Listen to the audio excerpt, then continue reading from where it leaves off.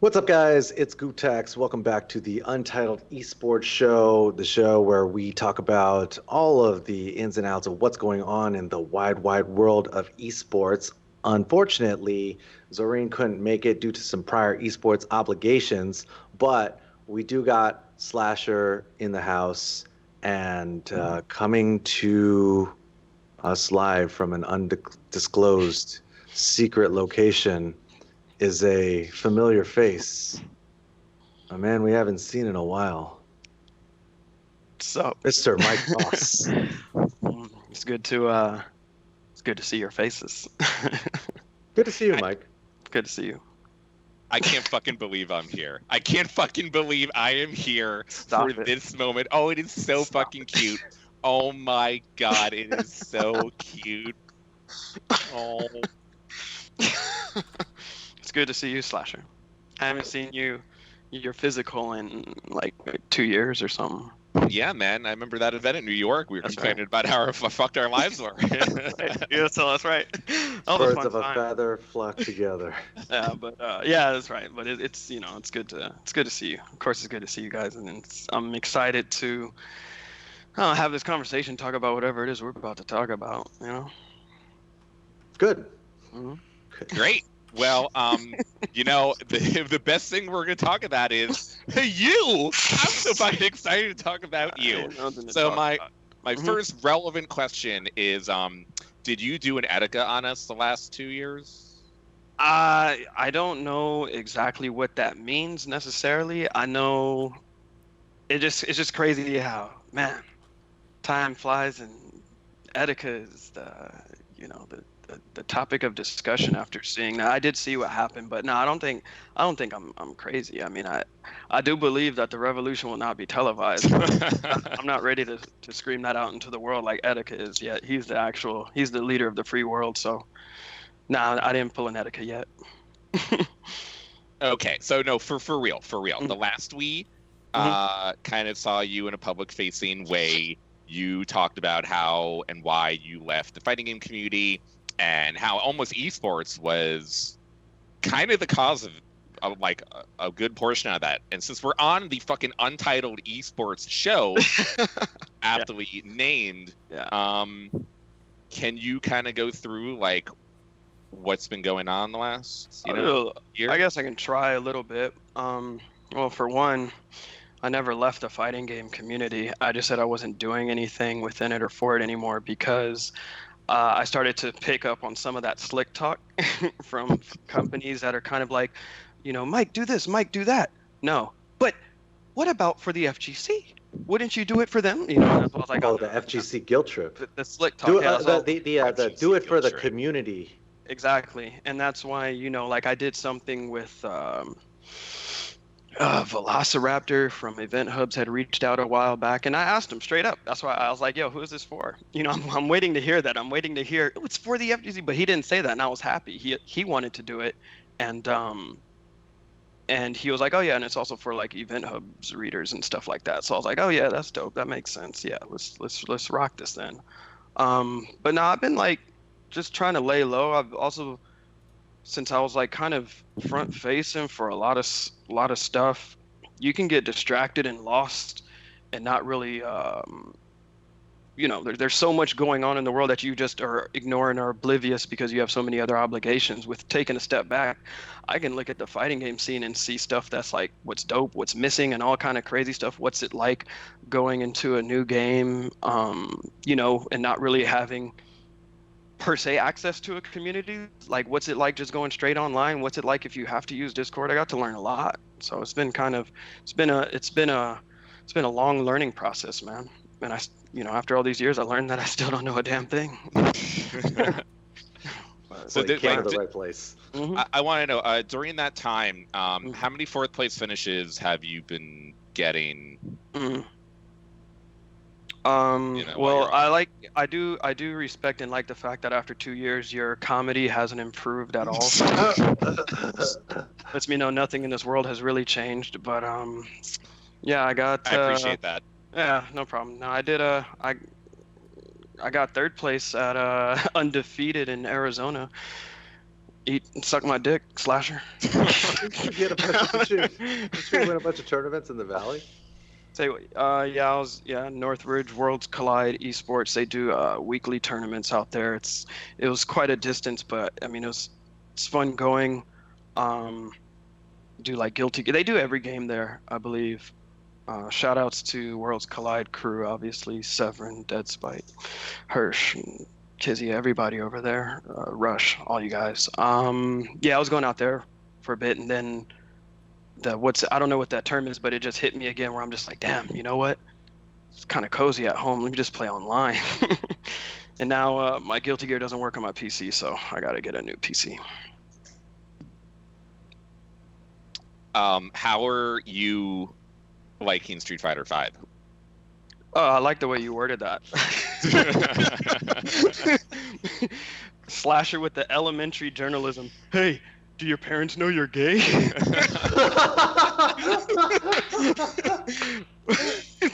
Jesus Christ. I mean, again, like the only thing that game offers me now is I get to watch people I know compete and do well. They get excited about it, and that's cool to watch. Watching Punk. I have to watch Punk. I'm always support Punk. Punk, help Ryan and myself out. And, I'm always going to be rooting for that guy. I don't care what Punk plays. Whatever Punk does in life, I'm going to be watching like what these fools do and all these people. So a lot of the people that I know like are playing the game, and I'm going to be watching them. Not everything, because there's 100 tournaments every weekend. Like I don't, I just kind of only want to watch the ones where it looks like the competition is serious. So you've been sitting back and observing and watching stuff from a distance. Mm. It's better that way, I think. So the way that you worded that, should I assume you have not come around to this current video game? I mean, no. I mean, like I've tried it enough, and there was no difference between season 1 and season 2 except some like frames or something like that. They just adjusted like some frame data, but it is what it is. You like it, play it. I'm playing Moron Combat now, as Eris calls it. So we at the stage where you enjoy Moron Combat more than Street Fighter V? Well, yeah, I mean, I play it more technically, but I mean that doesn't say much. But it's it's a fun game to say the least. I don't know. I could never take that game seriously, but it's a fun game to mess around. I didn't create Moron Combat. Eris was the first person I heard say that, so don't quote me on that. And when he called it Moron Combat, I said I've never heard a better expression. It's easily the best term. I mean, if anyone that would appreciate that, Aris would definitely appreciate the props there. So, like, then what are you playing the most? Oh, you already know the answer to that. Jesus Christ! Like, it doesn't. There's. I'm afraid that I'll never stop playing Dota. Of course. Of course. I'm afraid. Most people don't know. Most people don't fucking know that Mike is a beast at Dota. I'm not a beast at it. No, that's the. No, shut the fuck up, Mike. Mike is a beast at Dota. If he wanted to win the international, he could have already. All right, but he chose to play Evo and to play fighting games. All right, but he could have been a multimillionaire already on EG if he wanted to. Like if you and Arteezy and Sumail, you would have went all the way. Yeah. I mean, I do think that I always like the team aspect of the game. It's just awesome. But at the end of the day, fighting games are still that's where the soul lies. It's the most important. Fighting games are too good, man. I went through an area of depression too when I was like, man, there's it sucks that like everything you had hoped for and everything that's out right now just either to me, it may not be accurate, but for my eyes and my lens, I thought everything out just was straight trash and garbage and was an insult to player bases everywhere. And I was like, man, at least I got my Dota. And then after a while, I was like, man, it's starting to get boring. And then that's when I picked up Guilty Gear, and I was like, thank God, that game is so good. That game is so good. Well, okay. And then since you're going off that, I have a question for both of you. I would say a lot of people, maybe from outside the scene, like I would say, from my perspective, I would say almost this is one of the best eras ever for fighting games. Yeah, you might have things like Marvel, which have totally shit the bed, and obviously Street Fighter V is a very, contested topic on how that game has launched and been released. But you have other games like Tekken, who seems like their community is in doing better than ever, and the new Smash was actually pretty well received, even more, than Smash 4 and whatnot. So do you feel like that's not the case, both of you, and that actually fighting games are not maybe where they should be? Of course. I definitely don't think they're where they should be, or I don't think they're where they could be. It has a little bit of combination of both, but if you are a fighting game fan, I mean, what is a better timeline than now? Because there was not too long ago when you didn't have any choices. There was nothing out. You had to play games where the last patch was released 8 years prior. So I think now if you like it, of course, it's the best time, and it's only going to get better.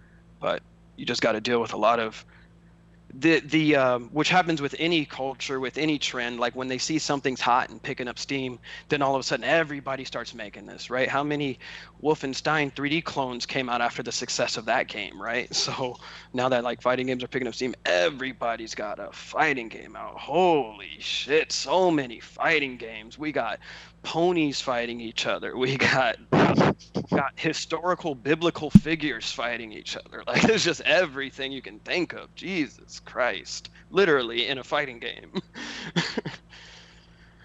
Yeah, but even though there's a lot of fighting games out right now, there are still some notable absences from the fighting game market. You got your Riots and your Valves and Blizzards, and one of them has to be cooking something up because... Well, I mean, we know already the Cannon Brothers are at Riot. We know Seth Killian is at Riot, and they have been working on fucking something for a while now. So really, that is the answer for...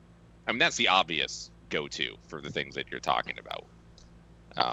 Yeah, so it's like right now, the fighting game scene is sort of ripe to have something come in and disrupt it really swiftly. And when that happens, then there will be, I think, like some sort of boost or second or third win, however many wins it's been so far, and that'll help push it forward. And I think if you look on a longer timeline and you're also taking into account this theoretical potential esports bubble that is eventually going to pop, then I think that'll be good timing for other communities, such as the fighting game community, which is currently undervalued, to have a lot more interest in it. Because the thing is, like, when the bubble pops, a lot of this stuff isn't going to stick around, but the fighting game community like this has... show. Well, I'll still be here, so what can I say? Well, okay, so do either of you believe in the Riot project, which we do know nothing about? I mean, they sold Rising Thunder or whatever the fuck that game was to Riot. Riot bought Radiant, didn't they? They bought the whole company, yeah. They bought the whole company, but they've been there now for feels like almost a year or two. We've heard no news. We've had rumblings there, but from what I understand, Seth Killian and the Cannon Brothers are still at Riot. So, of all the things that we've mentioned, that seems like that's the one that would do the things that you're talking about. Now, Mike, you kind of have more experience because you played Dota, so you kind of are a little bit more knowledgeable, I would think, of Riot and that whole scene. But both of you, are aware of this bubble popping, which Riot could very well be contributing to the popping of that bubble. Do you guys believe that Riot's fighting game with people like Killian and the Cannon Brothers behind it is going to be the game? Well, for one, I don't know what's going on over there. I don't know if they're making it's all speculation right now. It's literally all. Yeah, they could be making a zombie platformer, right? Very possible. I'm just saying, I don't know. Okay. What I do believe though is I do believe in like whatever project they release, I'm gonna be on it no matter what, even if it's like not even a game, it could be an app. I really don't know, but whatever it is, obviously I'm gonna try it out for sure and support it. So Yeah. I have faith in whatever it is they do. Yeah, I mean, those are like literally the best guys to do it. You got literally the originators, the Mount Rushmore of this stuff putting a project together. So it's kind of, I'm excited Yeah. for that. Whenever it is, even if it comes out in 2040, if I'm still here, I'll be waiting for it. How much of Capcom stumbling over the last maybe year or two in terms of the fighting game division? Because ironically, everything else they've done has gone like pretty well. Like the Resident Evil remakes has gone great, Monster Hunter has gone great, and it seems like that's the A team, and then they leave the leftovers of the fucking fighting game division to create what they've done in the last few years. Do you guys contribute their stumblings to many of the problems that we have now? I don't think they've stumbled on anything. They've done everything accurately the way they wanted to do it. It's a very good answer, Mike. It's a very, very good political, diplomatic answer there. Ryan?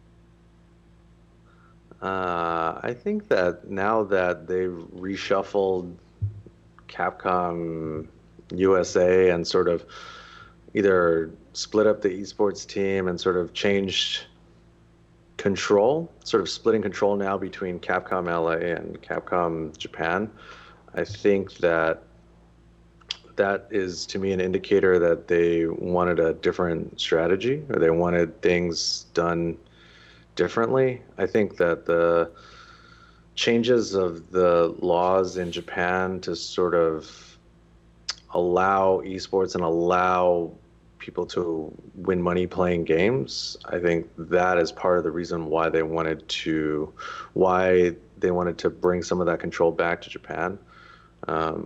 Thinking about Street Fighter League specifically, I don't know if you guys know, but you know that the Street Fighter League that they're doing here in America is like they were already doing one in Japan, and it looks way different, and it's harder to find. Like they're not putting it on Twitch; they're putting it on like I forget what they're putting it on, but wait, the Street Fighter League here in America, is it on Twitch? No. There's two. There's the Street Fighter League in America, and then there's the Street Fighter League in Japan. The one in Japan isn't on Twitch, and that one is like super hard to find. Like, I didn't even know it existed. Nico, the Japanese. I don't know, something like that. Anyways, the point is that Japan is now doing more stuff in Japan and also trying to adapt some of those models here in America. I would probably, lots of things have to be localized, and I think that's one of the things that probably, I don't know, could be improved. But I don't know. I mean, to me, like, it doesn't really matter what Capcom does because the whole thing isn't dependent on it. Like, for example, when you think about League of Legends, if Riot makes some sort of crazy misstep, then the entire League of Legends ecosystem suffers. But if Capcom or Bandai Namco or any of these other companies make some sort of crazy misstep, the rest of the fighting game community essentially like goes on. And that's the beauty of it. Because because try as they might, no one entity can control the FGC. It's just literally impossible because it just doesn't work that way. And that's what people don't understand about our scene versus the other ones. Like no one publisher, no one tournament, no group of people can control the whole thing. It just simply doesn't work that way. I don't know. I do agree with you that definitely, especially over like history, you're definitely correct. The fighting game community has been definitely distinctively different in this way. But I will say that, your example of Riot is probably applicable because A, they only have one video game they've ever made, which is League of Legends. And B, their only competition within that genre is Dota, which is a game which is vastly different than League, and you can make arguments that fighting games are pretty different in their own right, but I would say they're, the comparisons aren't quite the same. And then Heroes of the Storm, which, as we've seen, is a complete fucking disaster by Blizzard, so your options are limited. But there are other games like Fortnite or even PUBG where if you didn't like PUBG, you could go play Fortnite, and if you're pissed off at Fortnite and Epic right now, which a lot of people are, you can go play Apex Legends. So I do think that there are, and if you hate all of them, you go play Overwatch. If you don't like that, you play Rainbow Six. I do think the FPS genre does have a lot of games right now. Maybe fighting games, there are more of them, but FPS is doing pretty well in terms of like its community. It is not like an FPS community like there is in the FGC where everyone's like get together and whatever, but there are definitely a lot of FPS players that go from one game to another, and it is building somewhat of camaraderie between all of the players where you see some similar things. So I don't know if it's just the FGC. And the second point I'll make is, you may say that if you don't like X game in the fighting game community, you could always go play Y or Z, but you can't deny that Capcom have been the leaders in the industry, and Mike was diplomatic about the way that he talked about it, but their missteps with Marvel versus Capcom that pretty much kill a legendary franchise with a fucking god-awful product, and their awful release of Street Fighter V definitely hurt the overall ecosystem. Yeah, you could always go play, what was the term, Mike, for Mortal Kombat? Again, if I'm going to say it, I got to proceed it with citing my sources as Eris labeled Moron Combat. You could always go play Moron Combat, and you could always go play Tekken, and real fighting game players won't go play Smash because they're too used to making fun of them. But you could go and do that if you wanted to. But really, for me, also again from the outside, having Capcom fuck up this badly, it does seem like there are players that just won't play anything now. Like, their game Street Fighter was fucked and they're pissed off, or they played Marvel and now they're even more angry, and now they're playing fucking Dota like Mike Ross is, because they're so frustrated with everything. And I don't think that's totally unreasonable of an outlook on how some people in the fighting community view that. I think people who are really dissatisfied with Street Fighter and or Tekken can definitely, they've been going to play Dragon Ball. I don't really think anybody is disappointed with Tekken. It seems like everybody's No, Tekken's great though. Yeah, Tekken's great. But the failures are Marvel and Street Fighter. The failures are all on one company, but that one company has been the industry leader for your entire community. This is why I'm saying that the whole thing is sort of ripe to be disrupted right now. Because if some company came in, the Riots, Blizzard, or Valves of the world, they would shake the whole thing up. But it's like, what are you going to do? You're going to be like, oh, Capcom should have done this, Capcom should have done that. Well, maybe, sure, but what does the individual do about that? Nothing. Not a goddamn thing. What are you going to do? Complain on Twitter? Whine on Reddit? Go on this show and complain for an hour? Plenty of people do that, but the reality is that there's very little that we can do aside from take our own personal actions to do what we can do. And if we aren't the ones that work at Capcom, then what the fuck you gonna do? Nothing. Just got to do what's best for you. Because because here's the thing, it's not. Maybe this is the difference between fighting game players and people who don't play fighting games. We're used to taking responsibility for the things that we can do and the actions that we can take. But it's I can't affect the way that somebody else plays the game. All I can do is focus on my own. So it's everything could always be better, but we're not. The two, me and Mike specifically, we're not the ones that had anything to do with the whole thing. We did. You know what? Here's the thing, Rod. You should understand this about esports, right? In a team game, all you could do is hold up your end of the bargain, right? I mean, back in the day when me and Mike when Street Fighter V was in its infancy, like, what were we asked to do?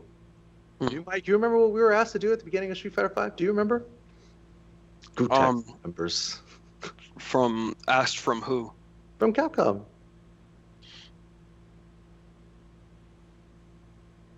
I mean, I'm pretty. You ask me, I'm thinking of like a million things. I can think of a million things. They probably asked for a lot more than they asked. Like here, what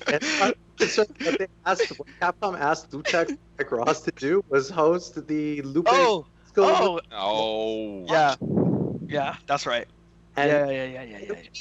We did that. That's right. And we did that to the best of our ability. Therefore, as far as I'm concerned, everything that I've done, everything that I could have done for them. I went and did the E-League thing. I did my part in the whole thing. What more could Gootecks have done except what was asked of him? So I'm okay with that. Like, here's the thing: if you're on a football team and you're the kicker, and every time they fucking hike to the ball, you score that field goal. I mean, hey, I'm sorry, guys. Every time they gave it to me, I scored. I'm sorry we lost in the championships. I'm sorry we didn't make it to the playoffs. But I can sleep easy at night. Mm. How about that, Slasher? Sufficient. That's sufficient. Well, your boys fell on the sword. So they tried themselves. Peter, Combo Fiend, he fell on the sword. Hans fell on the sword. Why do you think they dipped? Huh? Why do you think they dipped? They didn't want to do it. They did what they could do and they dipped. Do not blame them. No. I mean, here's the thing. Like, you get the people that aren't like super in it, like, don't quite understand the relationship between Capcom USA and Capcom Japan. Like, Capcom Japan makes their decisions. They do what they want to do. They're sort of, dictating, and that's it. It's not really as clear cut as everybody thinks it is. But I don't know. That's what makes it interesting, I guess. What if they really had all their shit together? Then what? We would be talking about how they would be trying to impose riot style rules and regulations on what players can and can't do. That sounds like a slippery slope to me. I'm just waiting for franchising. I'm going to claim Mike for New York. Cross on your 5 team. Give me the jersey to hold up so I can smile and say I'm happy to take my talents. Yeah, I don't know. I mean, yeah, already at the point, right, where you're asking people to do certain things and what they can and can't say, right? Yeah. I mean, in other games, I mean, I'm sure in Overwatch League, when you sign that contract to get your 60, 70, 80,000, there's some clause in there that says that you can't talk shit about Blizzard and you can't stream other games on your channel, whatever, right? Yeah. Part of the thing we have in PC and esports though, is we're trying to get all the white people not to say the N-word. and I'm not holding that. Don't worry. That's See, black people are slick enough. We heard it used in so many different ways. You don't have to say it to know that we know that's what you mean. But usually it's not a problem the FGC has that we're still trying to get past here in traditional esports. Yeah. We got some obstacles go by. I mean, there's no black people in esports, so we don't most of the white people don't know what to do. So it's not an issue. Yeah, they never have to deal with a single black person in any major esports. They don't know how to deal with that. That's so funny. Separate but equal, that's right? Actually hilarious. There's still those words. Oh, Like anyways. I really want to whose bitch this is in esports. Like so we can Well, look have at that there was moment. the NBA 2K fight Yeah. last week. I mean, Legit. That's what what we more do you fucking want? need. That is what we need. It's going to be so pre-planned and pre-produced. Guys, listen. The FGC has culture. We're missing that. You know what we Pop need off, here? get angry. You want, yeah, Mhm. pop off, get angry. You want to be famous, don't you, That's kid? right. Yeah, I want don't you to you? That's push. right. I want you to push that other player's buttons, That's literally right. and figuratively. That's right. I'm sorry, that's need to- inevitable. That's going to this happen. is- Don't worry. You know, esports. We need to put the entertainment into Yeah. esports. They're going to do the run back. And by the way, guys, we'd like to show you this pop off from earlier. Good God, it's going to happen. And when that happens, I'm done. That's it. Yeah, super. Yes, coming up next on the Mm-hmm. esports something. Yes. Esports highlights weekly. We have the pop off of the week featuring That's right. a young fellow Mhm. from the fighting game community. Yes, he is a colored young man that hails from a impoverished city Yeah. here in North America. Tell Take it away. Tell us why you need this to help you and your community. You're struggling, aren't you? Oh God! Stop it, Ryan. Stop it. What It's gonna I'm happen. looking forward to is in an organic way, just like you guys do it. I want like an esports figure, like Noel, I believe, to hit someone in the head while they're on crutches, so we can have an organic fight on live stream. Like that to Might be me waiting for a long is- time. is Can we where we leave- need to be. Can we leave Noel alone, please? Brother's But been that is- enough, man. That sits in Brother's my been- head, Mike. I know. Okay? I get it. That I was get a us. great I know moment. you can't. I know you can't erase that kind of imagery and moments from your head. But I mean, that was just real stuff. That was a man pushed to the limit by somebody. I'm not gonna speak on that because I wasn't there, so I don't know what happened. So that's I don't know. I wasn't there. I mean, for me, that was an excellent adventure. Doesn't this isn't this just an indicator, Rod, that esports isn't that the E in esports doesn't stand for exciting? Dang. What you're telling me, Rod, is that you're looking for a little something extra. Extra sports. Extra entertaining esports. Damn, you're good at these nicknames. You should go get like a venture capitalist to give you $30 million to make some shit. Here's the thing, dude. The only way I am way too smart for any sort of multi-million-dollar VC firm or investor to want to invest a goddamn thing in me. You know why? Because I don't spend any time telling people how good I am. I spend my time being the best. You see? So I don't go out there. I don't go out there to try to convince people and be like, "Hey, you got a lot of money. You know what's popping off right now? Esports." I don't spend any time doing that. Maybe I should. You know what? Maybe I should just every day I'm just working on the deck and I'm just going out there and I'm just pitching. I'm just going to be like, "Look, drink this Kool-Aid. It's FGC flavored. It's going to be great. You know all the problems with esports? You know how it's not that interesting? You got all these teams to fucking deal with and all these leagues. And you know what? We don't have any of that. Why don't you just come invest in here? Maybe I should go do that." I But mean, somehow- you're talking to Somehow I don't think anybody's still going to give a fuck. You know what I mean? Because No, man. No, you're totally wrong. You're talking to the world's #1 esports consultant. And as someone who doesn't know jack shit about what he's talking about, I'm the fucking greatest. All you have to do is just make it seem like you know exactly what you're talking about, and you I can know make exactly all what I'm of that money. I know exactly what I'm talking about, Rod. That's the problem. The problem is that You know too much, huh? Mm. Mm. I may know too much. This is why Mike does too. That's why he has to broadcast from a secret, undisclosed location. Yeah, I don't know anything, man. I don't know nothing. I'm just Well, they absurd. wanted to pick your brain, Mike. There's been many not just you, a lot of us. There's a lot of people. See, Oh God! Rod, I don't know. Don't start. See, No. Rod, you might be the world's number Oh, one my God. esports consultant, but here you're talking to the number one. Mike and I are the number 0 and number 1 FGC consultants. Number You 0 see? and number Z. Yeah, and we Letters. get Yeah. You get FGC rates, huh? So you get like $5 and you get $8.95 paid per hour. You think somebody wants to pay money for an FGC consultant? Get the fuck out of here.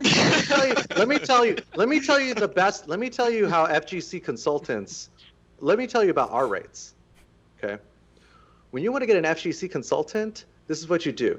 You say that you establish yourself as a big company with a lot of resources, right? And then you call up all of the people that you see on stream. Obviously everybody has a Twitter, so you just reach out to all of them. And you say, hey, so hey, gootecks, hey, Mike Ross, hey, so we have this project coming down the pipe, and we want your we want to tell you about it, or we want your feedback. We want to know what you want to do or what bothers you in fighting games so that, we can make it right. You're like, oh, okay, cool. Yeah, I could definitely help you with that. And they're like, yeah. So, then you start talking about money, right? And they're like, oh yeah, well, like, yeah, we're not really sure that to pay you anything. That's right. That's when you start developing slower speech patterns at that part. Okay, well, that's right. You would charge money for this? What? Like, how? Why would anybody pay money for this? So, no, Rod, we don't get that $8.95. You know what we get? We get that free $99. Whoa, right, whoa, guys, money. We don't. No, this isn't. We don't make money.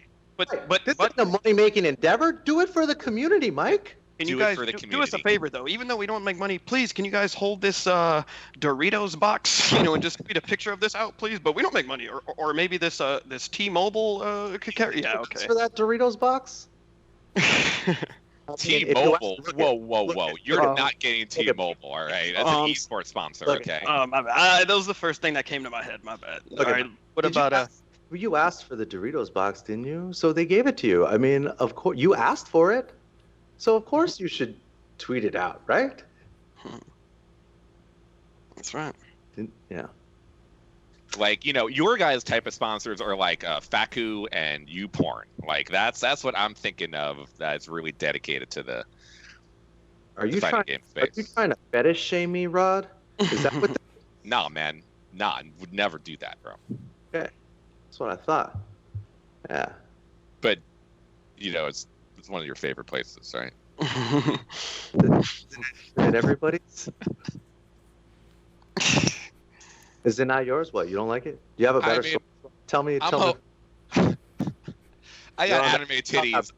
You can't see my anime titties, but they're fucking everywhere, bro. They're all over here and all over here. All right, I got posters. All right, I grab them. When I go to sleep, all right? I'm there with you. You got pillows. Yeah. Yep. I got my own body pillow. That thing. Like, these are the type of non-endemic sponsors that I think there's still plenty of room for in the FGC, in the lawless Wild Wild West. Because everything doesn't have to be so squeaky clean, Rod. And clearly, everybody's over there is on your side of the esports spectrum. They might be getting a little. They might start to feel that this stuff is getting a little boring. Like it's like missing something, Maybe you're just changing now, Rod. Are you losing your? Has the world's #1 esports consultant sort of lost his flair for esports? I mean, ever since Mike Ross left, a piece of me died. And I've really been lost kind of without Mike here. So you are right. Here for you, Rod. You ever need anything, can't reach me. But I'll feel you. Well, here's the thing. The British Embassy over in Ecuador, I hear, has had a vacancy that Mike has moved into. So, you guys are making deals out of nothing. All right. Anyways, so you guys want to talk about what's going on in the West? Sports or what? Not really, but we could totally do it. talk about what now? What is that? Talk about this other stuff. That's going on in the world. Yeah, well, I mean, to kind of stay on topic of more serious questions, Rod. No. I want to stay on topic, but segue because I'm usually pretty good at doing that. So as we have Mike Ross back and we're talking about him, I think going into the Etika situation is really how that all ties together. Here. Sure. Yeah. All right. Let's talk about the Etika situation. I didn't know who this guy was, but apparently quite a big deal. Etika. Really? Come on, bro. I live in a cave, dude. What can I say? He's not fucking new. He's not like some new guy, and he plays fighting games. He played Smash, right? Like he was a Smash player, if I'm not mistaken, or am I wrong with that? Yeah, he played Smash. He's always the guy that you see doing the reaction videos of Smash, or that's how I want to remember him. Look at Mike. Between the two of us, Mike is the architect, okay? Mike is the architect in the Matrix, sitting back, watching on dozens of screens, everything that's going on, from streams to articles to tweets. Mike's the one that watches all of this stuff intently. I'm the one that is disconnected from all these things. So you have to excuse me. All I know is that he's a YouTuber because Newsweek calls him so. But anyways, this was a pretty interesting event yesterday that happened in New York, and why don't you tell us about it, Slasher? Yeah, sure. I can kind of set up the situation. Okay, so Etika is a pretty big YouTuber and figure, mainly known from the Nintendo community, and the Smash community is doing reactions to the Nintendo Directs and the reveals of new Smash games, and you've probably seen his memes around in that way, or at least a lot of people did. I would say in the last 6 months or so, he's been pretty erratic in terms of his behavior on social media, specifically Twitter, and somewhat on stream on YouTube and Twitch. He's done some interesting things to toe the line of what you're able to do. But especially in the last 3 weeks, especially on Twitter, he started writing some pretty, kind of extreme things that he was going to kill himself, almost literally directly. Those are his words. It's not like I'm not really misrepresenting him in this way. I mean, I can find the quote in that the original Newsweek article that you might be looking at, Ryan. But he basically said he was going to kill himself and he was going to take his own life, and he bought a gun at a store in Long Island or some shit, and that made a lot of people concerned that know him and that are concerned for him, including Sky Williams, and Omni, and a bunch of other people within the community. And 2 weeks ago, he had, I believe it was an ex-girlfriend and maybe his current girlfriend, go over to check on him and make sure he was okay. And it seemed like he was okay. And he went away for a little bit offline. He didn't make, any tweets or any videos or any streams. Came back maybe, I don't know, I'm going to guess a week ago or so, and seemed like he apologized for his actions, and that said he was only trolling, and that he took things too far. Some people within the community, I believe, Sky Williams is kind of one of the people he's known for the longest in that way, didn't truly accept the way that he made his apology. And they had a back and forth about how people really are concerned for him, and people really are worried about his mental health and how he is acting online. And Sky was one of those people that wasn't totally convinced from the initial apology from what happened 2 weeks ago. And I could definitely understand how he and other people in the community feel that know Etika. And then yesterday, in the morning, he started tweeting very similar things in an erratic fashion as he did 2 weeks ago. I somehow got myself involved. I've met Etika. Why? I don't believe you. How'd you get involved, Rod? I don't really know Etika that well, but I live here in New York, and he lives here in New York. So I've met him, and when I met him in person, he was totally chill and fine. And for me, meeting him in person, and this was I met him in person maybe a month and a half ago at an NYXL homecoming event, and he was fine. It was cool. We like got a drink and we chatted for a bit, and everything was normal. But yesterday, I was like, after he started erratically tweeting, I was like, "Yo, what up?"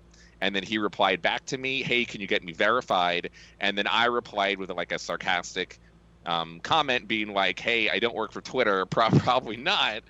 And then he blocked me at the start of the day. I ended up being the first person blocked of what ended up being maybe 30 people that were all prominent people in the industry that know him, that have been concerned for him. So he ended up blocking Sky Williams. You're always You're always number one, Rob. Oh God. So he ended up blocking like a bunch of Smash players and a bunch of people from the Smash community. Ended up blocking like his ex-girlfriend. Ended up blocking maybe his current girlfriend who was worried about him.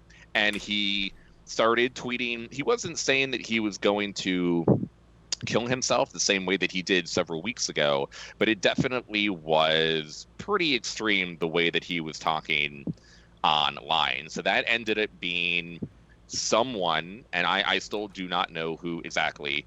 It either could have been somebody online, it could have been someone that knew him that was initially concerned, like one of his good friends, or it could have even been people in New York, outside his window or outside his apartment. Someone called the police on him, and NYPD ended up coming outside his apartment with EMT, medical services, and that made him start to live stream on Instagram his interaction with NYPD and the entire ordeal between him and NYPD. NYPD eventually, he started saying like, he told the cops, like, "I don't know why you people were called. Someone is swatting me. I'm a big porn star. I'm a huge porn star. I make a lot of porn. I make a lot of money, and people don't like that."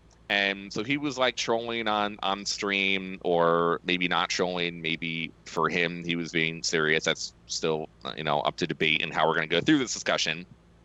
That did not go over so well with NYPD. And a little while later, NYPD forced themselves, I believe they forced themselves inside of his apartment, or he may have opened it for them. I don't believe they knocked down the door, but I think they might have broken the lock. I'm actually not totally sure. If someone in chat wants they started like sawing the door open. Okay. And they asked him to come closer or whatever to the door, and I think he got pulled up right next to it, and then I don't remember if he unlatched it for them or if they just kind of forced their way in. I'm pretty sure he unlatched it for them at the end. He was then taken in an ambulance. There's video footage, which Ryan, you have, if you want to play, of him being taken into the ambulance. They ended up shutting down an entire block in Brooklyn with tons of NYPD and EMT services, all because this happened. Then I started reporting on this. People like Keemstar start reporting on this, and it turned into like a major ordeal. Not maybe, I don't know, 5 hours later, he gets released from whatever psychological situation that they had him go to. He goes back home and starts just tweeting literally the exact same things that he was in the morning. And he posted his medical report on Twitter, including his address, his phone number, and the names of his doctors. So he doxed himself, and he doxed people that were even treating him at the medical center, which is kind of nuts that all happened. And he told people to like call him. He told people to like come to his apartment. And since then, he's just kind of continued. There's been no more like police presence at his apartment, and things have continued into today. He made an OnlyFans account. Maybe he's going to become a cam boy. I'm sure he has a big one down there, and just look at Attica. So he kind of wants to go more on that route. He started telling fans they can pay him money that way, and now and lastly, he did an interview with Keemstar where he calls himself the Antichrist for about 10 minutes long, and says that we're all part of Attica's like grand plan, and that's why we're here. And his main advice is that you need to eat more salad, and there needs to be a lot of kale and spinach in your salads. And if you get more salad and potassium in your life, you can also become the evil within you, and become prominent. And now we're here. That's the basic overview of what's happened. Yeah, I don't know. I'm not gonna act in front and pretend like I know anything about that dude. I don't know anything about his life. I don't know I don't know who he is. What, all I did was see this I saw the video, I saw it was like on top of live stream fail or something, or like, yo, Yeah. this dude is having a shouting contest with NYPD or something. So I tuned in, and I was like, oh man, this is not a joke. Like, dude's really he's really about it right now. People were saying that he was going through like some mental insanity issues, and kind of like what I was speaking about with you a little bit earlier. I don't think he didn't. I'm not a neuroscience, a mental health professional. I'm not. Yeah, I don't know anything about the brain or anything, but just from looking at it, I didn't see a dude that was mentally troubled. I saw a dude that was like kind of stuck in his own. He's definitely stuck in his own world.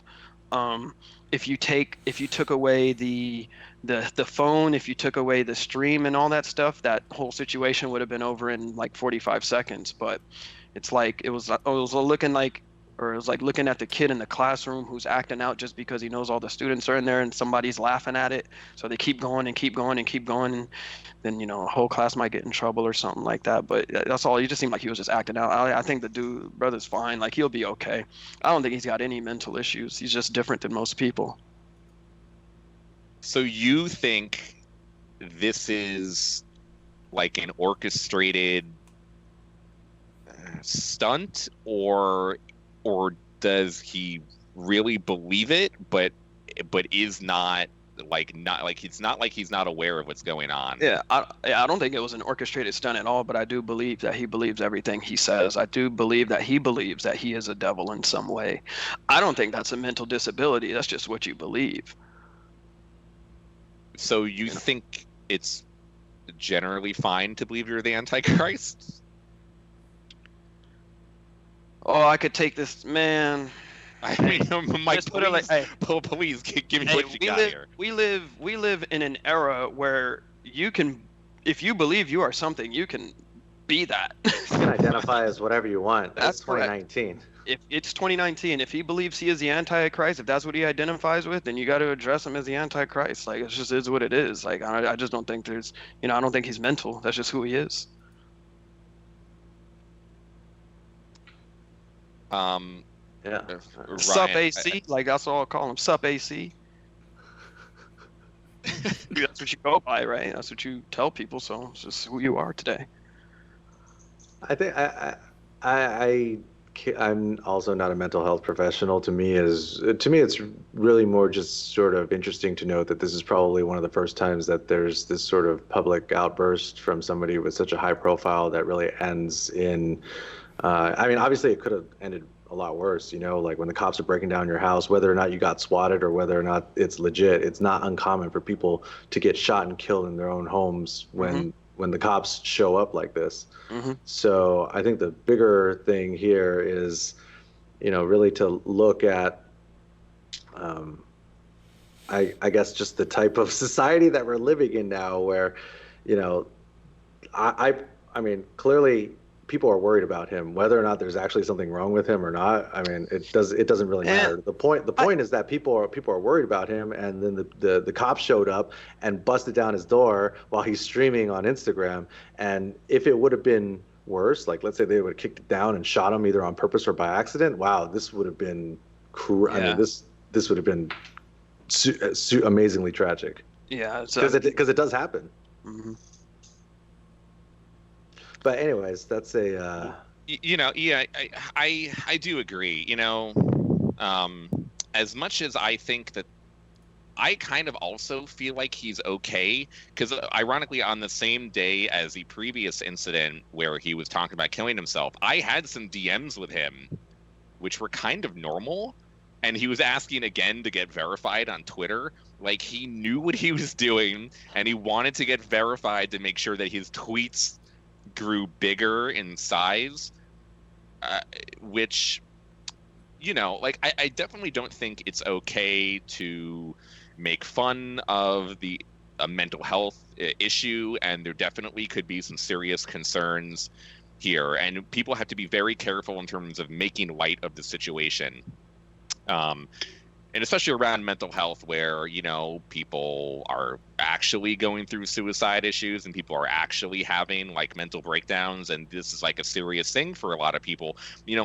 Generally any other situation this would happen in, calling the cops or calling a medical professional would be the right thing to do because people are worried about him, and I definitely do think that is a concern here. Etika in particular, specifically because of his personality and because of everything else, and I've seen like other positions on here. I mean, I watched a video last night from our good boy Triforce, and who did a whole video on Etika, and his perspective was totally different in terms of the way that Etika is talking right now, and he thinks Etika is totally fine as well. And not only is he okay and we shouldn't be as concerned, one of the main things that he brought up, and I do have to agree, is that calling the cops to check on Etika, because we live in current day America, and even though we are in New York City, calling the cops on a black guy could end up in a death sentence, and that calling NYPD on Etika to check on him, even in a mental health way, could have ended up in a really, in a bad way. And 100%. That people should recognize that is an issue that we definitely have to be aware of. I mean, I just want to, again, this is not my business. I don't need to know the details on dude's life and how he's living, but like, I just want, if these people who apparently did call the cops or call whoever on him, if you're in, I guess they probably couldn't reach him, because he blocked everybody out of his life, right? Yeah, he wasn't responding to messages. He blocked everyone that he actually knew and that was like close to him. Yeah. Yeah. Okay, that's a little bit different. Yeah, I forgot about that part, that he was just like untouchable momentarily. But dude's fine. Like, come on, calling the cops on him, like what? That's phony. That's phony caring.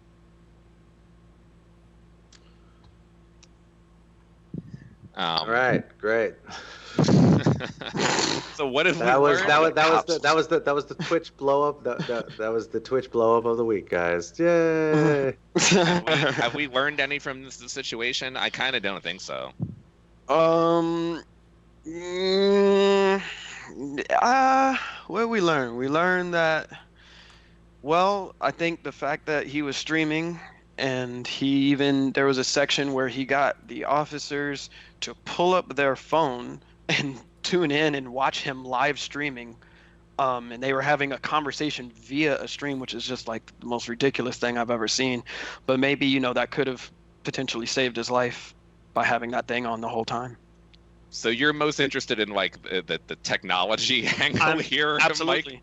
Absolutely. Okay. That was fascinating to me, because we all know it. Like you said, hey, brother didn't have a camera on him. Who knows what could have happened? And there's nobody to defend that case.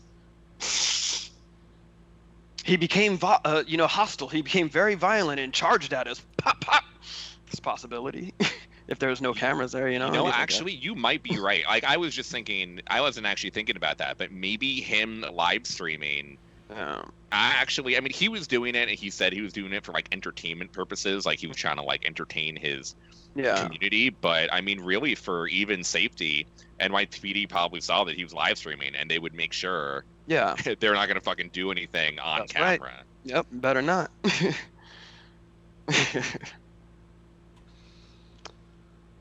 All right. Well, moving on. In a much lighter topic. We're actually not lighter topic. The next topic that we sarcasm, Rod. It's fucking sarcasm. You see how? Mike, you get it, right? Yeah, I get it. No, you ain't got to explain nothing to me. I get it. Thank you. Went over Sasha's head, guys. I'm getting rusty. Gootex's sarcasm is not on point today. It's so good, even Slasher himself could not detect it.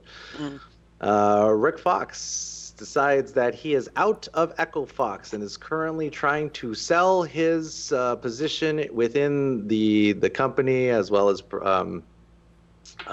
really cut ties between him and the parent company Vision Ventures Partners over an alleged racist remark from one of the Vision Venture Partner shareholders. And it was Richard Lewis over at Dexerto. That's how you say that, right? Dexerto. Dexerto was the one that broke the news. Really sort of shook up the entire esports landscape. People are, it's quite a big deal. I mean, this is just like a whole heap of drama all piled into one thing. And a couple of new developments from Esports Observer, because Echo Fox has released a statement confirming it, and Riot Games now deciding that they're going to respond accordingly based on what comes to light. So yeah, we actually have breaking news, literally posted maybe an hour ago on this very story. Echo Fox shareholder Amit Razada denies racism allegations regarding Rick Fox. Whoa, wait, okay, where did we see that? I posted it in Skype. So this pretty much just came out. Richard Lewis is the one that initially reported the initial report on Rick Fox, and that he had a source inside of the company where Rick Fox made this statement towards the other investors. So that was Rick Fox's original statement, that there was some racial disparaging commentary coming from the investors. So it's not like another person was saying it about Rick Fox. It was literally Rick Fox himself and him wanting to exit the company. So now there is an entire new port from Richard, who Richard just released this story like literally an hour ago, denying some of these allegations. Dexerto has been sent the email in question and confirmed its authenticity with sources familiar with the situation. We have concluded all our investigations and can reveal that the individual at the center of the controversy is Amit Razada, founding partner at Vision Venture Partners Group, that invested in Echo Fox following a $38 million raise of capital under the name Vision Esports. Okay, so they have the email. Whoa. Wait. Okay, I'm looking at it. So they reached out to him for comment. He says, quote, "I don't know what you're talking about." And then they were contacted by a law firm who then issued a statement. And so this is his statement. Quote, "We write on behalf of our client, Amit Razada, in response to your request for comment on recent media accounts of racial statements and threats allegedly made by our client to Mr. Ulrich Fox and or his family. First, Mr. Razada has never used or made a racial epithet or statement towards Mr. Fox or anyone in his family. Moreover, Mr. Razada has never threatened Mr. Fox or anyone in his family. Any allegations or suggestions to the contrary are simply false. In fact, Mr. Fox and Mr. Razada had previously enjoyed a 20-year-long deep personal friendship and have been and are currently involved in several business dealings together." What the fuck? What? It goes on to say that Amit Razada denies all of Rick Fox's claims and has never used a racial epithet towards or threatened Rick Fox or anyone in his family. Until recently, Mr. Fox and Mr. Razada, okay, so basically is reiterating. Mr. Razada is saddened by the end of I see. Oh, okay, I see. I get it. So then he released, so it says so then the article says, with regard to Jace Hall, Razada released the following statement, quote, "In a heated and contentious email exchange with Jace Hall several weeks ago, I lost my temper and used a racial epithet directed personally at him. I have apologized to Jace, and I would like to apologize to all. My language was wrong, and there is no excuse for it. I have stepped down from all day-to-day decision-making with all entities in which Jace Hall and I were involved. What? Wow. What? Wow. All right. Okay, all right. Okay, what do you think, Mike? Just so you guys know, like, you know this about me, Ryan, or Rod, you might. I'm a dumbass, and I'm trying to understand what just happened. Like, so the dude, like, okay, Rick Fox, he's the one that said it. He said, I got, they talked about Jace. Originally, Rick Fox's statement was that it was originally that Rick Fox's statement was about Jace Hall, that this person made a racial epithet to Jace Hall, but that because Rick and Jace were so close, Rick was personally offended by everything that happened and that he was stepping down. So this isn't totally different than what was originally reported. This is basically just his defense of what he did, saying that he didn't make it at Rick. He still did actually say this racial slur, which I'm all sure we can guess what it is, towards Jace Hall, and that actually did happen. So it seems to confirm what happened, but he's trying his best to deflect that by saying that it wasn't against Rick Fox. I don't know. This story just seems bogus to me. The whole thing just seems bogus. Okay, I will give you the whole thing just seems some background and clarity here. Also, Richard Lewis is around and willing to chat if we want to do that. I don't know if we can have guests. We've never actually had a guest on this show besides our normal guest, so I don't fucking know how that works. Producer or host. It's possible. So you just have to add him to the call. Do either of you want to talk to Richard, who broke the story, and maybe give us some insight? I will say that from what I understand, Echo Fox itself has been going through financial problems, and that they, as we can see with the fighting game community, they picked up like 10 fighting game players at the initial start of the team, and that has dwindled down to only a few. I mean, Justin Wong, for example, is no longer on the team, and Sonic Fox has really become their figurehead component of at least the fighting game community side.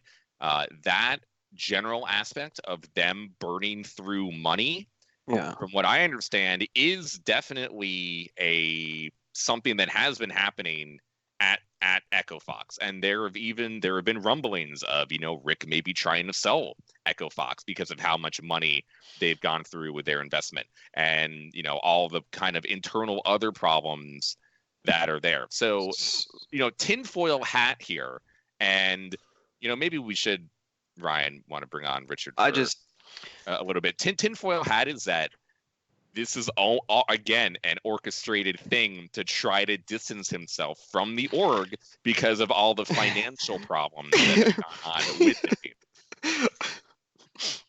Yeah, I'm just imagining how that played out. I could totally see that.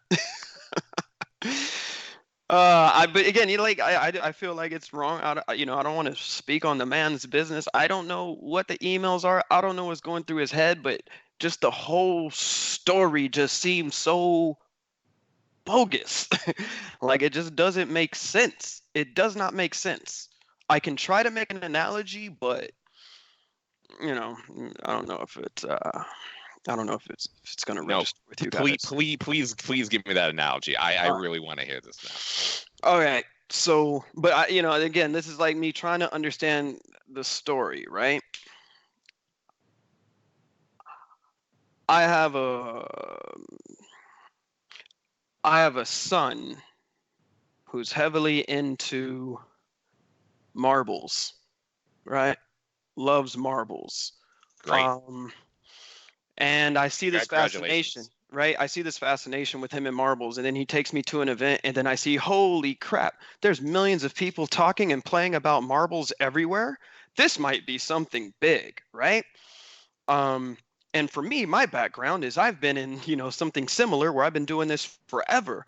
Blah, blah, blah. This is dope. Hey, Ryan, gootecks. This marble thing is big. Oh, you're into this too? Why don't we start an organization? Oh, you love You and me. marbles? Yeah, All right. well, of course I love marbles. I've loved marbles since day one. Okay, cool. Well, I got a buddy who I've known for 20 years who's got all the money in the world, and we can start a marble business, That would a be marble team. Yeah, dope. A a marble marble, team? a marble team. We'll call our team Marble vs. Capcom. I like it. I love I've been down with marbles since day one. Yeah, that's right. All right.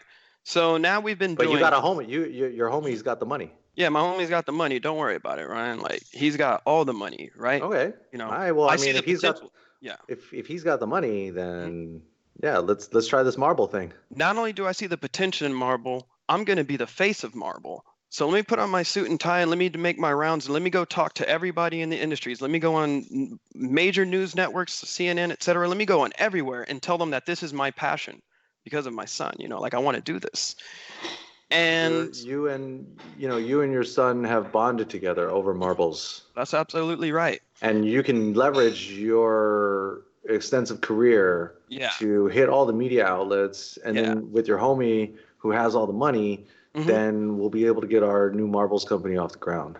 That's right. And exactly. Okay. And sounds like a solid plan. Yes. And I'm sure, somebody who's been in business for a long time, who's done so many different things, seen so much of the world, to let the whole thing that you have done and that you have built, supposedly because somebody, we're doing this and I see an email and somebody says something bad about you. I'm sorry. Like, it's just not worth it. I don't care. God, so stupid.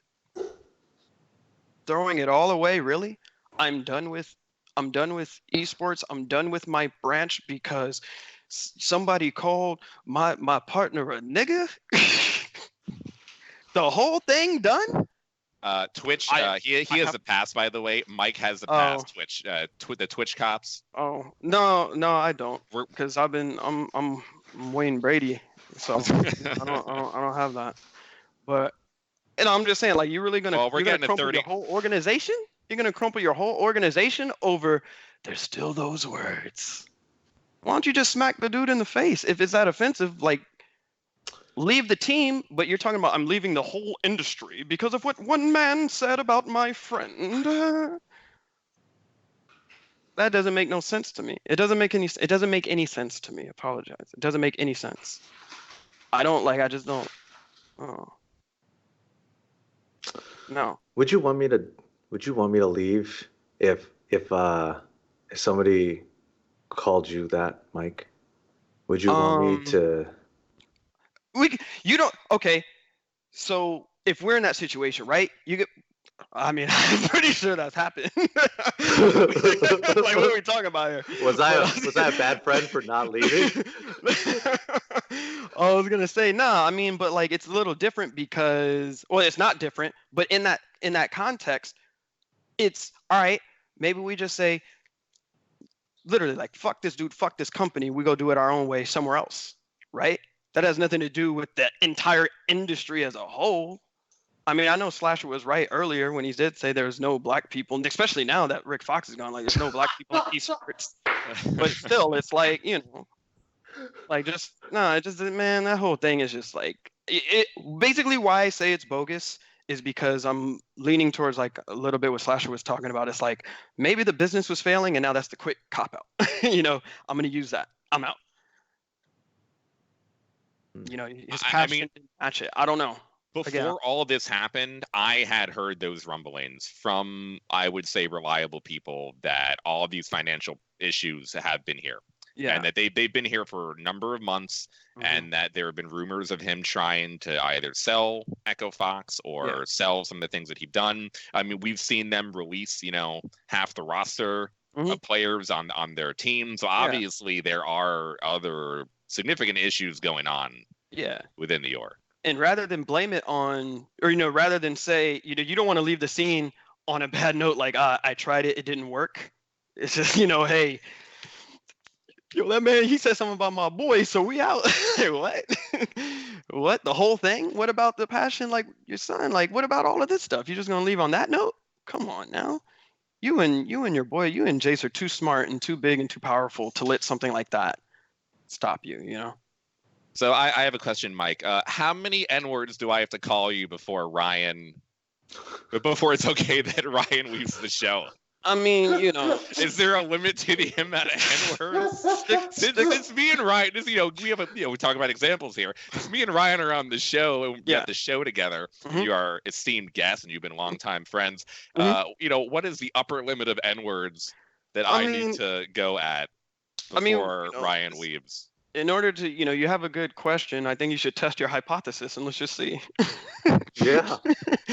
I mean, truthfully, though, it sticks in stones, man. It's just words. I don't care about more. Like, it means nothing.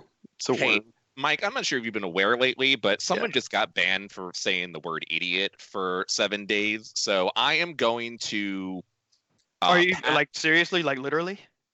Literally, there is a streamer who, in the clip, it could be taken that he said the N-word, but if you slow it down and you hear it another way, it sounds like he said idiot. And the majority of people think that he said idiot, and Twitch was like, nah, fuck you guys. He's banned anyway. And then after like the entire internet and community complained to Twitch, they finally removed his ban. They didn't apologize to him. They didn't say anything to him. And they finally unbanned him after 3 days. But for the most part, he said idiot, and they thought he said the N-word, and then he was banned. So I am going to take a pass, because I don't have that pass, as we've kind of mentioned. I'm not sure if you've seen me, but I am the whitest fucking person, one of the whitest people in the whole world, and I don't feel really comfortable testing those limits. That's why I wanted to hear from you. It's more about the friendship, okay? See, I'm more worried about Twitch than I am about gootecks, okay?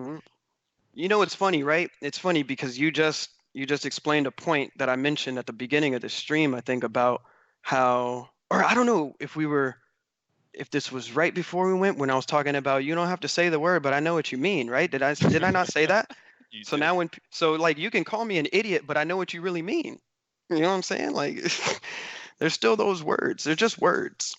You don't have to say it, but I know what you're thinking. I know how you really feel when you see didn't even think about this, but now there might be a whole metagame on Twitch of calling people idiots. Yeah, exactly. So now we're just going to let that rock, right? Because you know what they really mean, but now it's totally okay. Now you're going to see, I'm not, streamers calling other black streamers idiots. Sup, idiot? What's up, idiot? Like, and it's just going to get a total pass. This is the world that I just don't care to be part of, but I'm in it. We're here. I got to watch people do it. I mean, I got to say, you've blown my idiot mind. Right. with this discussion. So, like, I don't even know how to feel. Well played. Well played. Oh, my God. Well played. Idiots all over the world now. Everybody's an idiot. All over the world. Jesus everywhere. Christ. That might be okay. That is our second Twitch ban of the week. Yeah, Twitch infraction of the week. See, the good news is I'm not a Twitch partner, and I don't have to adhere to the same rules as other Twitch partners. Just wait till you get deplatformed, Rod. Yeah. One wrong move on Twitch, one wrong move on Twitter. Be stuck in the cold. You're the only way to reach the world's #1 esports consultant. What if you got banned on Twitter, dude? Then what? Deplatformed? Yeah. Yeah. Got real quiet right there, huh? The world's #1 esports consultant has gone dark. Yeah. Yeah. All those times that I asked Slasher, where can people go for more Slasher? And he's like, meh, doesn't even matter. Yeah. Oh, you can just follow me on Twitter. You know where to find me. And then one day, you piss off the wrong person. They sick the reporting flagging bots on you. Next thing you know, that blue check mark is gone. Starting from scratch again. Back to Slasher. Back to Slasher with the ED at the end. Oh shit! You fucking know.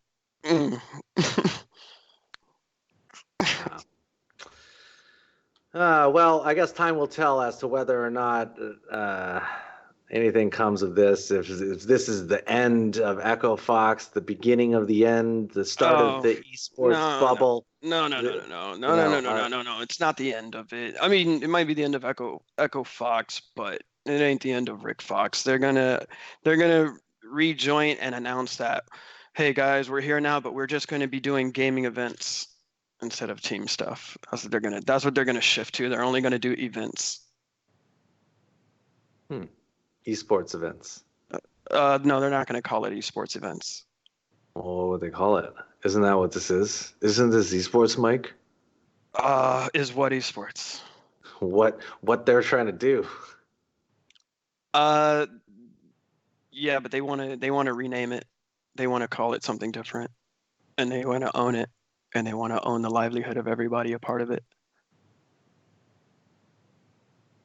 They want Just a guess. Just a guess. I mean, with the way that Echo Fox has run their orgs, man, they are a bunch of idiots. Are they? They got a bunch of people to wear their jerseys and spread their brand name for them. You know what? Honestly, that sounds pretty smart to me. The biggest thing that I have here, I think Rick Fox has been fantastic for the industry. Like, he was able to go on The View, which is something that even as big as esports has gotten, that no one else is able to do, and tell a bunch of like fans of The View, which couldn't be further from the demographic of what we do, that his son loves to play video games, and that because his son loved to play games, and his bond with his son, he was able to get into this world. That's right. He was able to bring that to fans. And I really do think that, you know, as much as esports might be going mainstream, someone like Rick Fox is still a very unique figure to help definitely perpetuate a positive image of the entire industry, whether it's esports or the fighting game community. Yeah. I think it is very, worthy that we want to keep Rick Fox in the industry because of what he's done. Maybe Echo Fox has not done the greatest in terms of how they've handled the financial situation of like the team running the org, but Rick Fox specifically, we do not want to lose him. Yeah, I mean, it also depends too, because you got to he's Rick Fox is a great figure and face for literally anything, right? You guys seen dude's got, he's 7'8", he's got a ridiculously handsome smile. Nobody will say no to that. Oh, and I will add that there's no indication from Richard Lewis's story that Rick Fox will leave esports. His only statement was that he was going to be stepped away from Echo Fox. I'm the only person, and like other people are speculating that, because of that, Rick might leave. I mean, I don't think so, but it would be kind of weird if like Rick Fox stayed in esports, but that the team that has his literal name in it kept going without him. But it doesn't seem like, as of right now, that he will be leaving. And I do hope that is the case and he stays around. Well, it's really not up to Rick. I think it's up to his son. It's up to Kyle. I really thought the whole time he was the real CEO of Echo Fox. I mean, how else did Rick know which players to get, right?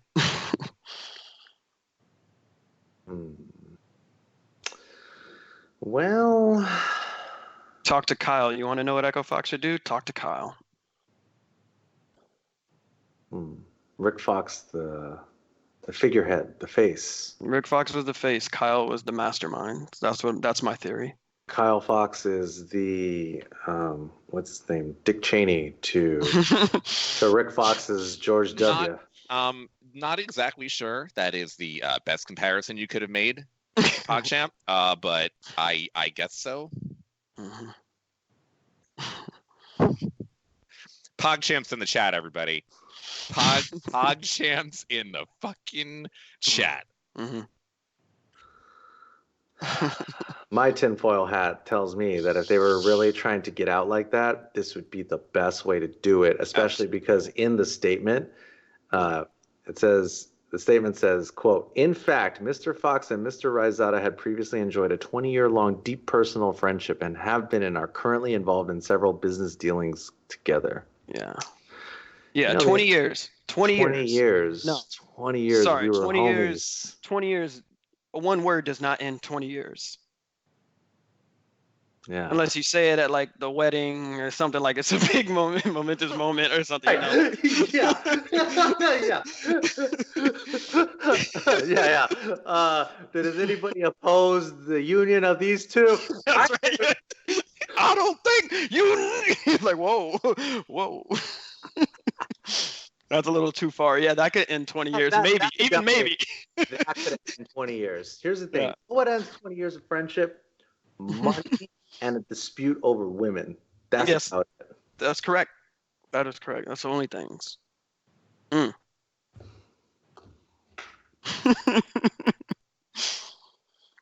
right. Well, anyways, time will tell. That's right.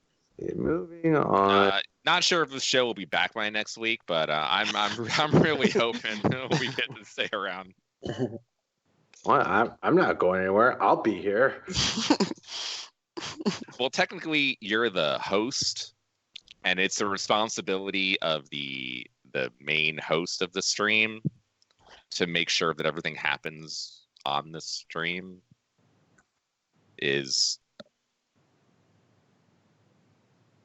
Yeah. Whoa, hey, A-okay. Didn't you just throw, isn't that like another thing that's banned? You can't do the OK sign anymore, right? Isn't that like a controversial figure or something? I think I remember reading that not too long ago. If you have any information on that, if not, just ignore that. No, that. Thank you for noticing the purposely thing that I did on the stream. I'm offended by that. By the way, I don't know why, but I'm offended by that because I think it's supposed to be offensive or something. I am sorry, Mike. I do not want to do that. Thank you. I feel better now. Just to give you like a brief explanation. Mm-hmm. So on the Overwatch League, a week and a half ago. Okay, so a little bit of context. A few months ago, the Overwatch League banned Pepe the Frog and any connotation of Pepe the Frog because of Pepe the Frog's kind of semi-recent association with alt-right groups and things like Kekistan, where it's been kind of appropriated by Nazis in a way, and that there definitely are Nazi Pepes. But I would think most people consider like Feels Bad Man and Feels Good Man as their like main perception of Pepe. So Blizzard took the approach of banning all Pepes. That included fining players for even tweeting Pepe-related, non-Nazi, obviously, Pepe-related memes on their Twitter, and this became a pretty big issue. So then a week and a half ago, during an interview on the broadcast, someone in the crowd put up the OK symbol in just like, in the camera while there was an interview being done. Someone on Twitter tweeted at the official Overwatch account asking why they're letting white nationalistic symbols appear on the broadcast. And a Blizzard staff member at the arena went to the fan and told him not to do it anymore. And then I reported on that, and now we're here. I really, everybody's so offended. You can't do nothing anymore. It's okay. I'm offended. There's only a few things that offend me, but for the most part, that is definitely one of them. Yeah, the OK sign, that's probably the most offensive thing you could do to me. But yeah, I don't know. Just got to get some tougher skin. Yeah, stop being a bitch. Exactly. I'll stop being a bitch, but just don't do the OK sign. That's as far as it goes. Like that's my limit. In other Overwatch news, the first ever Overwatch League home game took place in Dallas to a sold-out crowd. There were how many people? Like 4,500 people rolled up? Just about. Esports seems to be blowing up in Dallas on the Overwatch front. How exciting. Yeah, I can tell. That's a cool photo. That's a great photo. There's a lot of people there. I can hear the excitement in your voice about this event. So I really know that you mean it. I mean, isn't it supposed to be like this at every Overwatch League arena and teams game? Isn't this what we were promised by Overwatch League? Wasn't this what they said? Isn't this why people paid 25 million, $40 million for a franchise? Because this shit was the norm, not the exception? Am I missing something? No, you sound like you're on point. Yeah, so what happened, Rod? Why are more people not showing up for Overwatch League? Why is this news? Okay. Ironically, sorry, I was actually replying to someone. I know you thought you did really fucking funny, PogChamp. There was, ironically, a paid activation around this. And there was even a very large argument between me and several other figureheads in esports yesterday, like Richard Lewis and Sir Scoots and a few other people talking about how many, because there were some free tickets given away of the, you know what this sounds like? Larger. This is like when WCW moved to Walt Disney World in Florida, and because that's not a normal place where you would watch professional wrestling, they had to give away the seats to fill the arena for the TV tapings, so that it didn't look empty on TV. Because at the beginning, before the rise of the NWO and Hulk Hogan came over and all these things, there weren't a lot of people showing up to these events.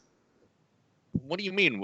15,000 people only want to see Eric Bischoff and Sting, fly from the rafters. That's all I care about. Later. Yeah, that was way later, dude. Way later. I actually But at the beginning. Well, I'm WCW just at all. Exactly. You know why? Because nobody was paying attention because it sucked. That's why they had to give tickets away. So that is part of this. From what I understand, they haven't released the amount of free tickets that were given away. GameStop did do an activation by giving away some free tickets. But from what I learned, the majority of the tickets were bought. And there were more real fans that actually had to pay to get there than there were free tickets that were given out to make that picture. So you're saying 51%? There's been no official details. I don't. You know what I think, Rod? I think that you have been compromised. I think that it's actually. You know what? Look at him, Mike. Look at him. He's got the New York Excelsior hat and the hoodie, and every fucking week he's talking about some Overwatch shit that me and Zorine are like, how is this relevant? Got him. Damn. And people would call us shills. Do you believe that, Mike? Damn. You got anything negative to say about the Overwatch League? Right? They got you on that contract?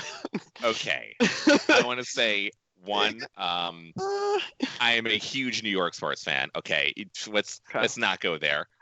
Two, talking about you were the perfect guy for them to compromise because you were already a fan. That's right. Talking about relevancy, people from the fighting game community should not be using that word in terms of what we should be talking about here on the esports show. Okay, that might not be the road that you want to go down. And three, realistically, in the Overwatch community, fans literally hate me because they think that I talk too much shit about Overwatch and Overwatch League. I am known as a meme in the community because I talk too negatively about the game and the league. So I don't want to fucking hear that shill bullshit from either of you two motherfuckers, especially you, Mr. PogChamp, that I am fucking shilling for this league or this game. I have been shitting on Blizzard every fucking day for the last 2 years because of their handling of the fucking game. You think Street Fighter V is bad? Fucking Overwatch has been a fucking disaster in terms of the way that Blizzard has handled this fucking game and had people continue playing. And Overwatch League has all sorts of fucking problems. So no, I'm not a shill, and that's why when I talk positively about it, I want to be seen as fair because I actually believe what they did was good. Now, you don't believe anything I just fucking said, but it's true. All I heard was something, something, something, and then you called Ryan nigga. So if you want to end the stream, I'm ready to leave this. This is too much for me. I'm too offended. That's all I heard. We're definitely not. We're not getting to the episode. What episode are we on? 12, 11? We're not getting to 13. No, we're on 13. We ain't getting to 14 next week. It was a good run, Ryan. I loved it. Mike, I'm so glad to have you here. Just, just giving my 2 cents. That's all. Look, from this photo that appears not to be doctored based on my own sources. We've run it through a detailed forensic analysis, and there seem to be no inconsistencies with this photo. So there's a few empty seats in the crowd, but yeah, I guess, this is news because this many people showed up to watch Overwatch League, despite how Slasher feels about the game. Yeah, the game is fucking...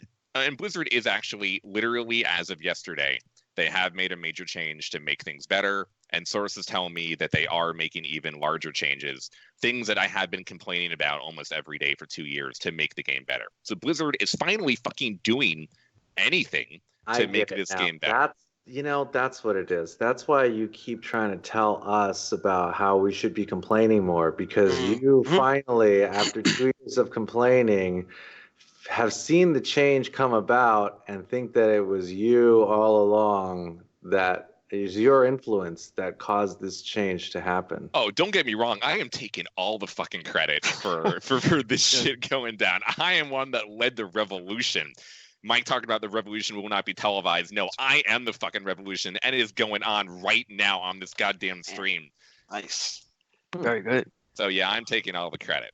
Okay, wait, so no. How is Overwatch League doing overall? Like, is it growing? Is it diminishing? Is it viewership is like okay, I guess. I mean, there's different ways you want to look at it. Some people would say viewership is down from season 1, and it definitely is concurrently. But the way that Blizzard is making the actual money on the league in the way that they're like reporting the statistics, it's up, because they're not going based on like peak concurrent viewers on a stream, which is how fans and like normal Twitch viewers look at how popular something is. They're going by total hours watching, like the average minute that people were watching, and that is more in line with how Nielsen does its official reporting, and then that is how the ad buyers buy advertising on the league. So in terms of that, they say viewership is up. I mean, we gotta kind of believe the bullshit that they're showing us, all the developers, whenever type of shit they showing. Yep. In some ways, things like viewership, it's very hard to dispute what the developer is telling you, because they own the game. They have direct access to their own channel. If they say they got this many views, it's very hard to fact check. There's only so much you could do, especially when you add up like Twitch plus television plus the Chinese streaming services plus the other language streaming services. At some point, you have to believe, whether it's Riot, Capcom, or Blizzard, what they're telling you. So they're saying that things are okay. The team owners that I speak to are pretty satisfied with how things have gone. And honestly, they've sold more sponsorships and made more money on the league than any other game has. So even though League of Legends is way bigger of a game internationally with way more viewership, their sales team is fucking garbage, and they have not been able to nearly make as much money on the league as Blizzard has. So as much shit as I give Overwatch to the game, Overwatch League has actually gone pretty well. Honestly, all things considered, Overwatch League has gone pretty well. And this past weekend of the first ever home game, because I've spoken to a bunch of the owners, especially from this weekend, and I will actually have an exclusive report coming out tomorrow, which I can't talk about what it is, regarding Overwatch League. They are all so focused on next year. This year doesn't matter. Next year is when, and this is a question they want to bring up, next year is when localization starts. That is why I brought up Dallas to begin with. This was the first ever home game event where everyone in the Dallas area got to come out to watch the Dallas team. So all the teams don't really give a shit at all about what happens this year. Everything is on the line next year. That is when we will see if Overwatch is going to fail or succeed.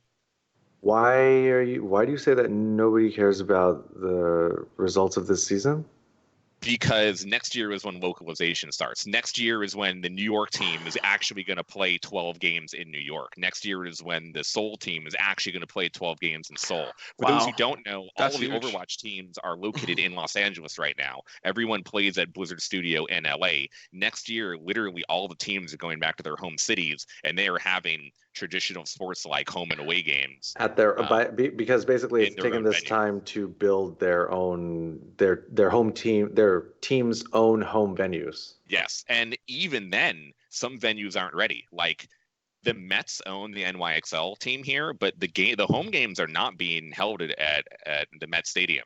Now they've had an understanding with me.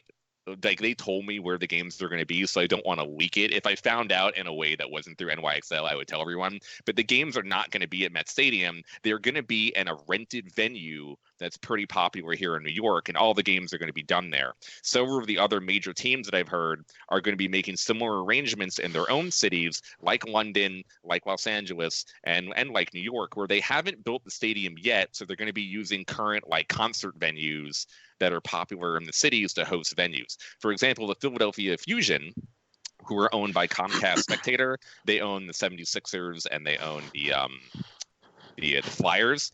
They last month announced a $50 million arena, which is going to be called the Fusion Arena, that they are literally building from scratch that should be ready by 2021. So there are already some teams that are putting up significant amount, multi-millions of dollars to build the arena. So most arenas will not be ready for next year, but the localization aspect, which is the thing I wanted to ask you what you think about, is really the important part. 2019 doesn't fucking matter. Everything is reliant on next year. Well, I see. I mean, that's going to be huge. And it sounds like they're going to be there to stay. I mean, the major concern is, and I had a whole long argument with Richard Lewis and a few other people yesterday is, okay, sure, 3,500 people showed up to this Dallas event, and we were still not sure how many people paid and how many people got free tickets. Will 3,500 people show up 12 times in a span of only 3 months? And what if the team is shit? Will they show up for a team that sucks Absolutely 12 not. times in a span of only 3 months? Because, traditionally the way the esports works, or even like the fighting game community, there's EVO once a year. If EVO happened 12 times in a year and it was once a month in Vegas, EVO would no longer be what it is today.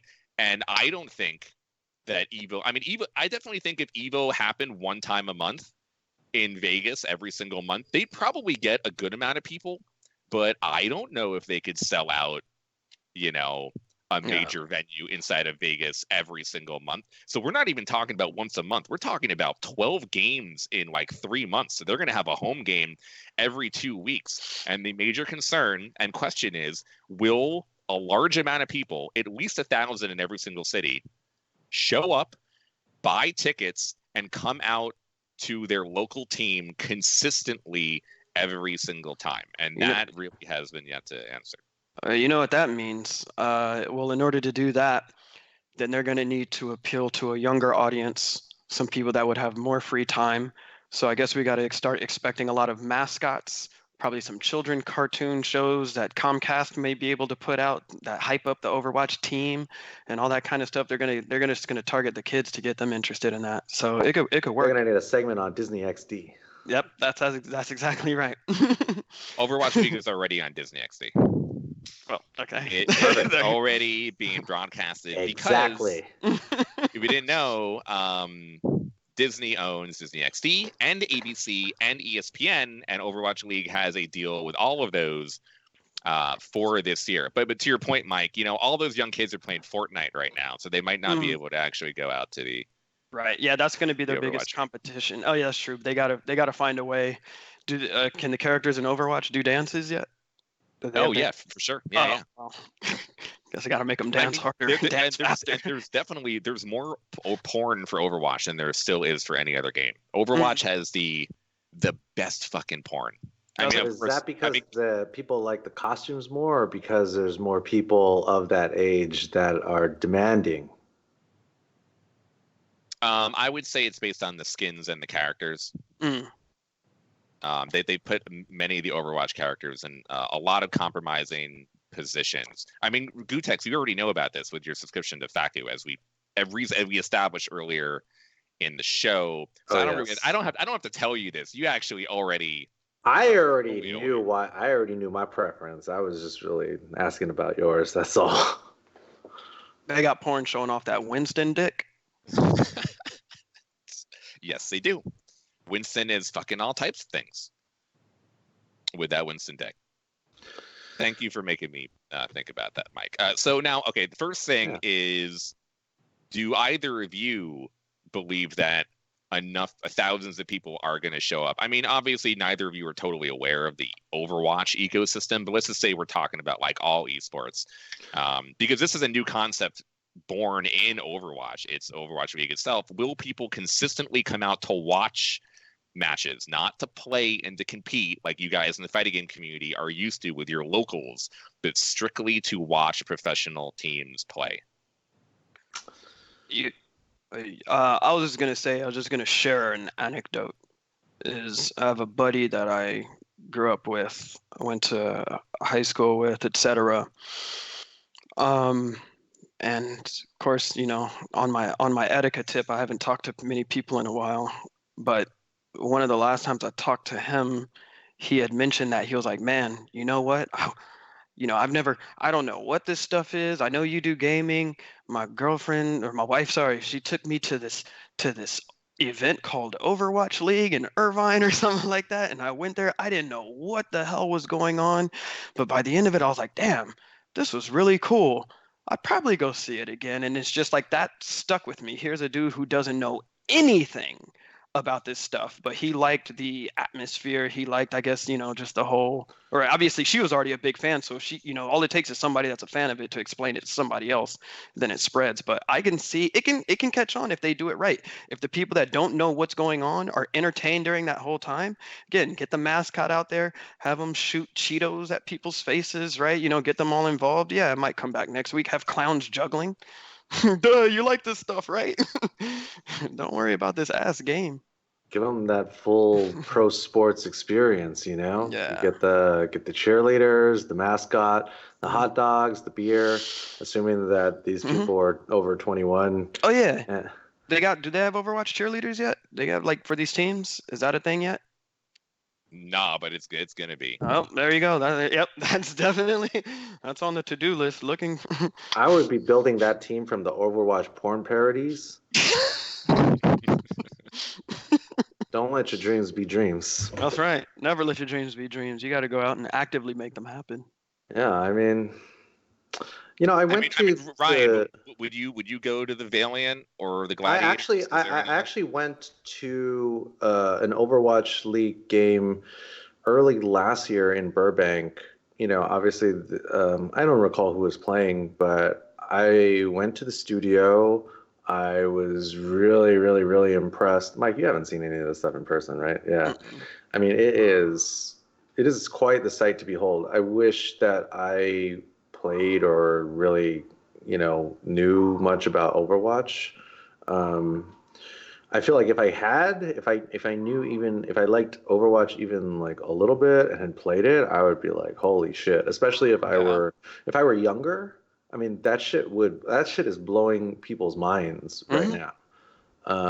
But with that said, I think that their expectations are really high, and I think the ones that are going to have it the easiest are the ones that don't have the dedicated facility to fill next year. So the ones that are going to be, like you mentioned, renting out the concert venues and stuff, I think those teams are actually going to have it easier, because I'm imagining that will allow for more flexibility, and it'll allow them to sort of cultivate that fan base in the following year, in this coming year, so that the next year, when the actual venue is built, they'll already have people that are, in the habit of coming. to those events. Yeah. Yeah, I mean, not only that, but concert venues are usually a little bit smaller. So Yeah, right. Yes, yeah, that's exactly what I'm saying. Yeah. The teams can play reserved and rent out a venue. It's only 1,500 people, and not have to try to go all out with a 5,000 person venue where if only 2,000 people show up, it looks fucking empty. The other thing is that doing it that way allows you some flexibility because you'll know after the first couple, do we really need the large venue or can we just rent out like a medium size or small venue, which will look way better on camera, so that you don't have this situation like this Overwatch League thing in Dallas, where even though certainly there are a lot of people there are also a lot of empty seats. Yeah, I mean, it's definitely a major concern. And the other thing is, I'm actually quite curious as to what the price point is going to be on these types of things, because, I mean... you mean like buying a ticket? Yeah. I mean, I can see how this would be super cool to the right person. And I can also see how people, Mike, like your friend mentioned about how he didn't know a whole lot about it, but he thought it was cool and he'd probably go back again. I think the biggest thing is going to be how good of a story the production team is able to tell about the team matches themselves. Because ultimately, as we know, Mike, without the proper story, it's just people playing video games for money. That's right. Yep. You just got a bunch of random occurrences happening in the world, but you got to tell the story. Mm-hmm. Just to be clear, the average ticket price for the Dallas event was $50 a day, $100 for the weekend, and the lowest price was $35. And there were some VIP tickets that went for $150 to $200. That is crazy. FOH. Yeah. FOH. This is why there is such a huge gap between FGC and esports, dude. Yeah. You see, like, esports is clearly for the haves.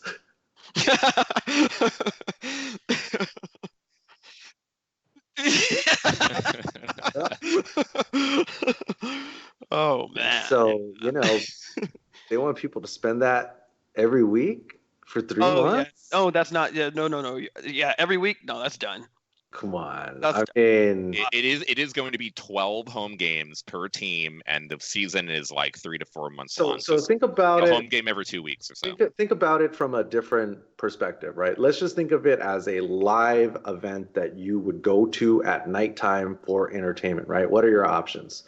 Going to a club, going to like a concert to see your favorite band or DJ or whatever, possibly going to like going to a movie, right? Go to see, whatever Avengers film is out there. I mean, you certainly have, people that are fortunate enough to live in the first world that have this disposable income, can spend money on these things like this, but will they really spend that kind of money every week? And plus, not to mention like actual traditional ball sports games to go to. Right. Mm-hmm. I mean, they're trying to put themselves up on that level, and now they're competing really with established entertainment options. I mean, I guess, hey, you know what? If your audience is not price sensitive, knock yourself out, right? Like, charge whatever you want. But are there really going to be 4,500 people in the area of each of these cities that are willing to pay that every week? Man, that's crazy.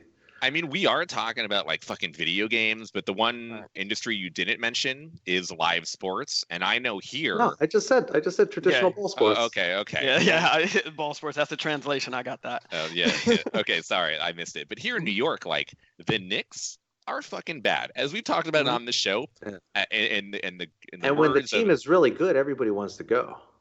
Yeah, but in the words of the legendary Yipes, fuck the Knicks. Yes. And the Knicks are one of the worst teams in all professional sports, but they still get people to pay $150 or as like a basic ticket to go to the game, That's and they get people to pay thousands of dollars to show up courtside at the game, and they still pay to go to the Knicks games for as fucking garbage of a team as they still are. Literally the worst team in the NBA. People will still go to the Knicks. But don't you think that part of that also has to do with the sheer like ginormous population of people that live in New York City? Like, let's say that the Knicks were based in like buttfuck Iowa, right? Like, would they really be able to pull those kinds of numbers? I don't think so. Well, you know what it is? I actually think it's more like the legacy of the Knicks is so big, and that is why. Like the legacy of the Yankees and the Knicks, and they have such history. And that's the other thing. Yeah, like they weren't always bad. They were not always bad. Like you're right. All the traditional sports teams, for the most part, I mean, the majority of them have been around for decades. And these are the types of things that people had grown up with and got exposed to at an early age. Like, oh, like my family is a diehard Dodgers fan. I bleed Dodger blue, shit like that. Eventually the young people of this generation and then future generations will have, they'll be taken to these types of events by their parents in the same way that, people would send me and Mike photos of like their little kids playing on a fight stick, like it's a thing. But is that a thing right now in the foreseeable future? Ooh, that sounds like a stretch. But hey, you know what? There's probably there's certainly a lot of people that got a lot of disposable income out there. I would actually say, just to that specific point, you're totally right. If you're in a major city, obviously, like the big city teams like LA and New York and like San Francisco are going to have like the easier time because they're in a major city. But I think there's something to be said when you look at like, and I don't really watch like a lot of college football or college basketball. If you live in the middle of fucking nowhere, you have nothing else to do. If you're in fucking right, but that's not where the Overwatch League teams are right now.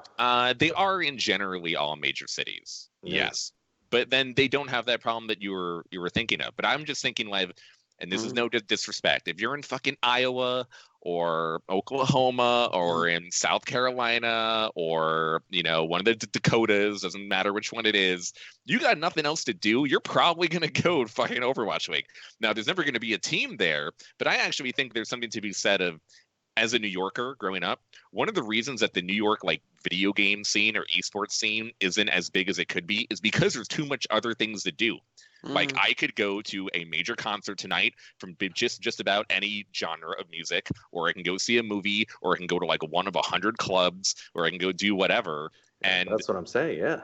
Go to a video game thing is like, way down the list. I almost think that, it's easier if you're in the middle of nowhere. But at the same time, there's also 9 million people here. So they only need a few thousand to show up. So I think it does kind of work both. It's also kind of funny because of all of the things you mentioned, of all the activities and things you could do. Going to watch an Overwatch League could potentially be the most expensive one of them all. Like that's kind of crazy. You can see a concert for possibly cheaper. You can, if you're slick with the tongue, you can go to a club cheap. I guess, I don't know. So yeah, no, I mean it's true, and I think that's one of the things.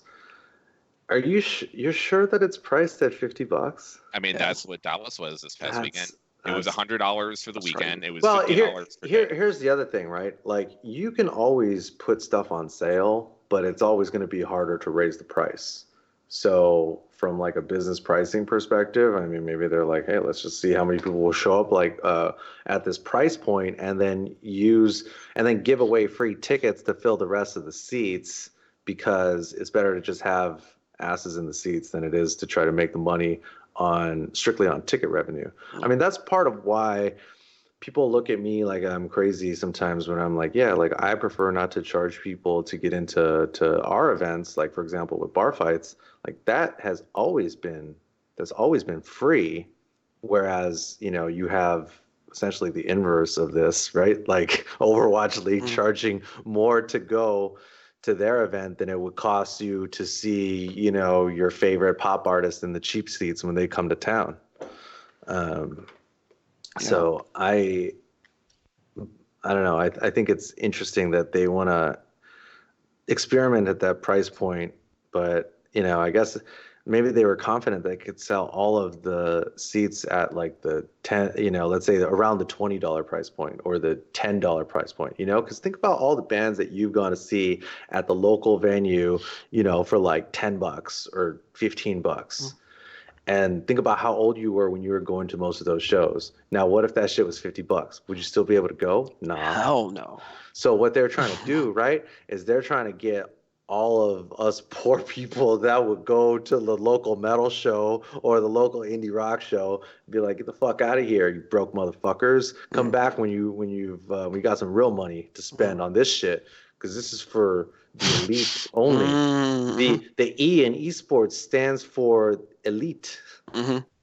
Well, I mean, also if it was free to get in or very cheap, then trying to sell a GTX 2060 might be impractical because people can't afford that. But you pay $50, you can probably afford that. You definitely know. Selling you. Right. They maybe they have used some like new zoo style way to extrapolate the average Overwatch consumer's earnings so that they can go to the graphics cards and hardware companies and they can say, look, well, these people, based on the fact that we know that these people will pay $50 for a ticket, we can estimate that their, their income is between this range and this range. Therefore, they are totally qualified to buy your product. It's brilliant. I wish I would have thought of it. You know what? I'm gonna go back and I'm gonna rethink my model now.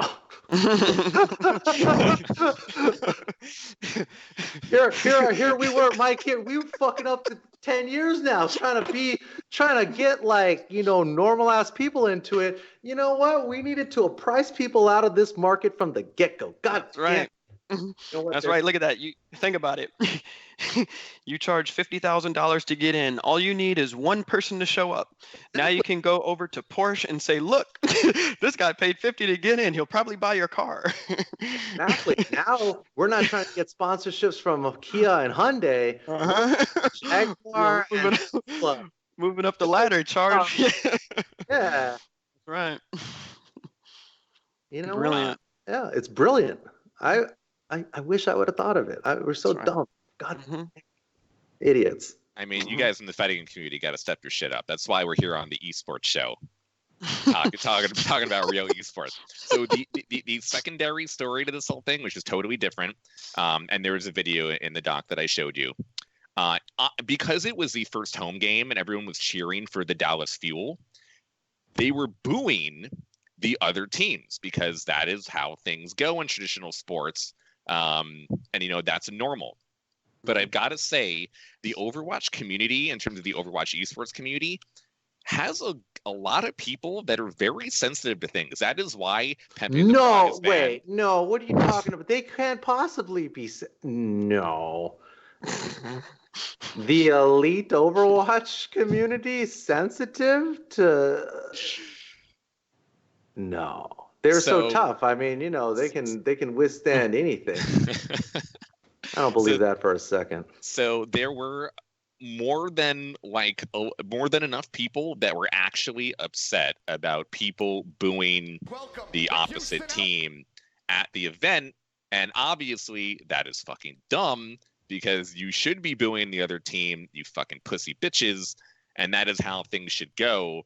But that is now a thing that's toxic happened. Sports masculinity out of here, Rod. This is fucking elite sports, and we want to cheer both teams. You know why? Because we want to see a good match between the best players. And if we let ourselves get out of control with all this hooting and hollering, then what does that say about us? What does that make us, the elite sports fans? That makes us no better than those savages in the FGC.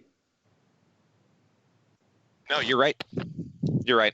And then what? If we don't keep this to golf claps and we allow people to boo the opposing teams, then we won't be able to charge $50 for these tickets anymore. People expect a certain level. They need to hold themselves to a certain standard if they want to participate in elite sports like Overwatch League.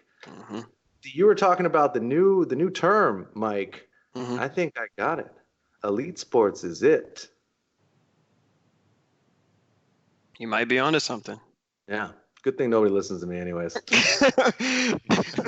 Oh, they do. They do. They'll apply it 8 years from now. Right? Yeah. So for anyone who's going to an Overwatch League game, please show Ryan you're wrong and boo the other team. When you spend $100, I will not stand for this. Here's the thing. This is the problem with elite sports, right? One of the many problems is that people don't understand the value of a fired up crowd. And that's because people don't, I don't know, people, maybe it's different, but people don't study pro wrestling and understand that it's not whether you're a good guy or a bad guy. It's the heat that you generate through the crowd. And if you watch old episodes of Monday Night Raw, like 95% of the audience used to hold up a sign that said something obnoxious. And you know what that made for? A better wrestling show. So, without people booing and cheering their favorites and the antithesis of their favorites, what do you really have? You just have like a little one-player game. It's like golf claps. Like, yeah, nice shot. Mhm. Nice shot. Oh, he's moving in for the kill. This is going to be a quite critical moment in the Overwatch League. Yeah. And then what? Now you're ASMR Elite Sports. Okay. dude, you might actually be onto something. Oh. Are you surprised? Like you and Mike have each blown my fucking mind with two totally different things tonight, and you didn't mean to in either. And I'm already looking towards the future because that's what number one esports consultant does: takes in comments like this and is looking towards the money in the future. So I'm already on the ASMR esports train now. No, that's dude, definitely a thing. you get your Pokimane and who's the other one? Amaranth. You get those two together as your two. They're gonna tag team the Overwatch League ASMR channel, bro. That shit will blow up bigger than the normal Overwatch League channel. Mm-hmm. I have a feeling Pokimane might not love that you put her and then Amaranth in the same sentence. I'm sorry. Was that a bad example? I don't know. Honestly, I'll be honest. Okay. All right, Rod. You got me, Rod. I don't actually follow either of them or what they're doing, so I don't know of any personal beef. They were just the two Twitch streamers that came to mind when I thought ASMR. I don't know. Well, You got me. Gootecks is a fraud. He doesn't actually creep on all of these ASMR streamers. I'm sorry. Whoa. Yo, can you hit Control H real quick? I just want to see what's going on, man. I've been told by livestream fails and Destiny that mentioning Pokemon is the easiest way to get on livestream fails. So if anyone wants to clip this and put Mr. PogChamp and his commentary towards her and the equality between her and Amaranth, you are more than welcome to do that. Not saying you should. I'm just saying giving away a golden good karma. I'm just giving away a golden idea. That's right. For those that like to operate in the ASMR / Overwatch worlds. That's all. You're welcome. Do it. Do with it what you will. Obviously, it ain't gonna be me that's trying to capitalize on that market. So I need all the clip chimps to make the Pokimane stream as quickly as possible on live stream fails. You get a ton of karma. You get a ton of karma. You just mention Amaranth and Pokimane in the title, and that shit is gonna go right to the top. Right to the fucking top. No context in the clip, but just put that in the title. Huh? I'm sorry. I'm sorry. You got me. Should have never given you this idea. You know what? Somebody out there, they're gonna take it and run with it.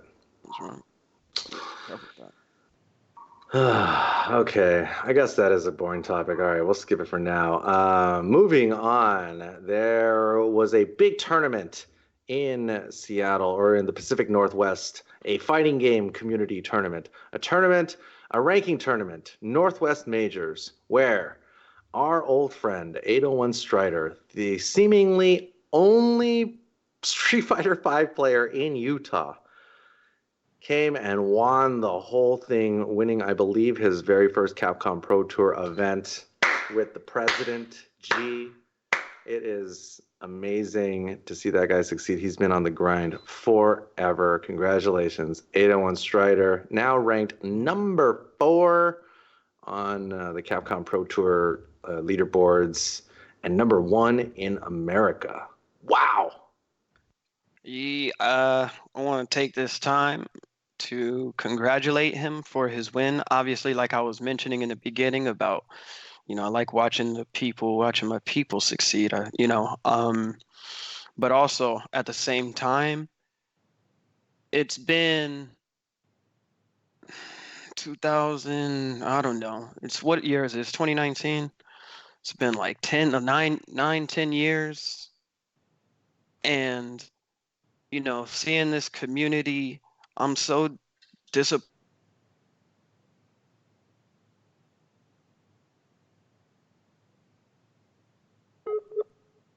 2 Utah players, 801 Strider, 801 Peru, Renzo Gustavo. That's literally it. For how many years? Everybody in Utah must suck so bad.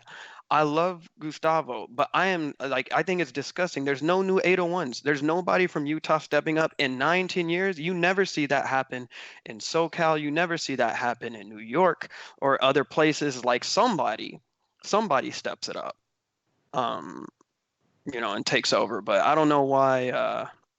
I think it's just disappointing that, again, props to Gustavo. I'm if you're watching this, Gustavo, I'm happy for you.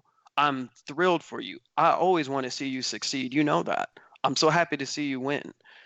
But there's still nobody in your entire state that comes close to even causing a dent in the scene or nothing. That's sad. You got to do something about that. You got to step your people up and tell them to get better, because Mike, that's bad.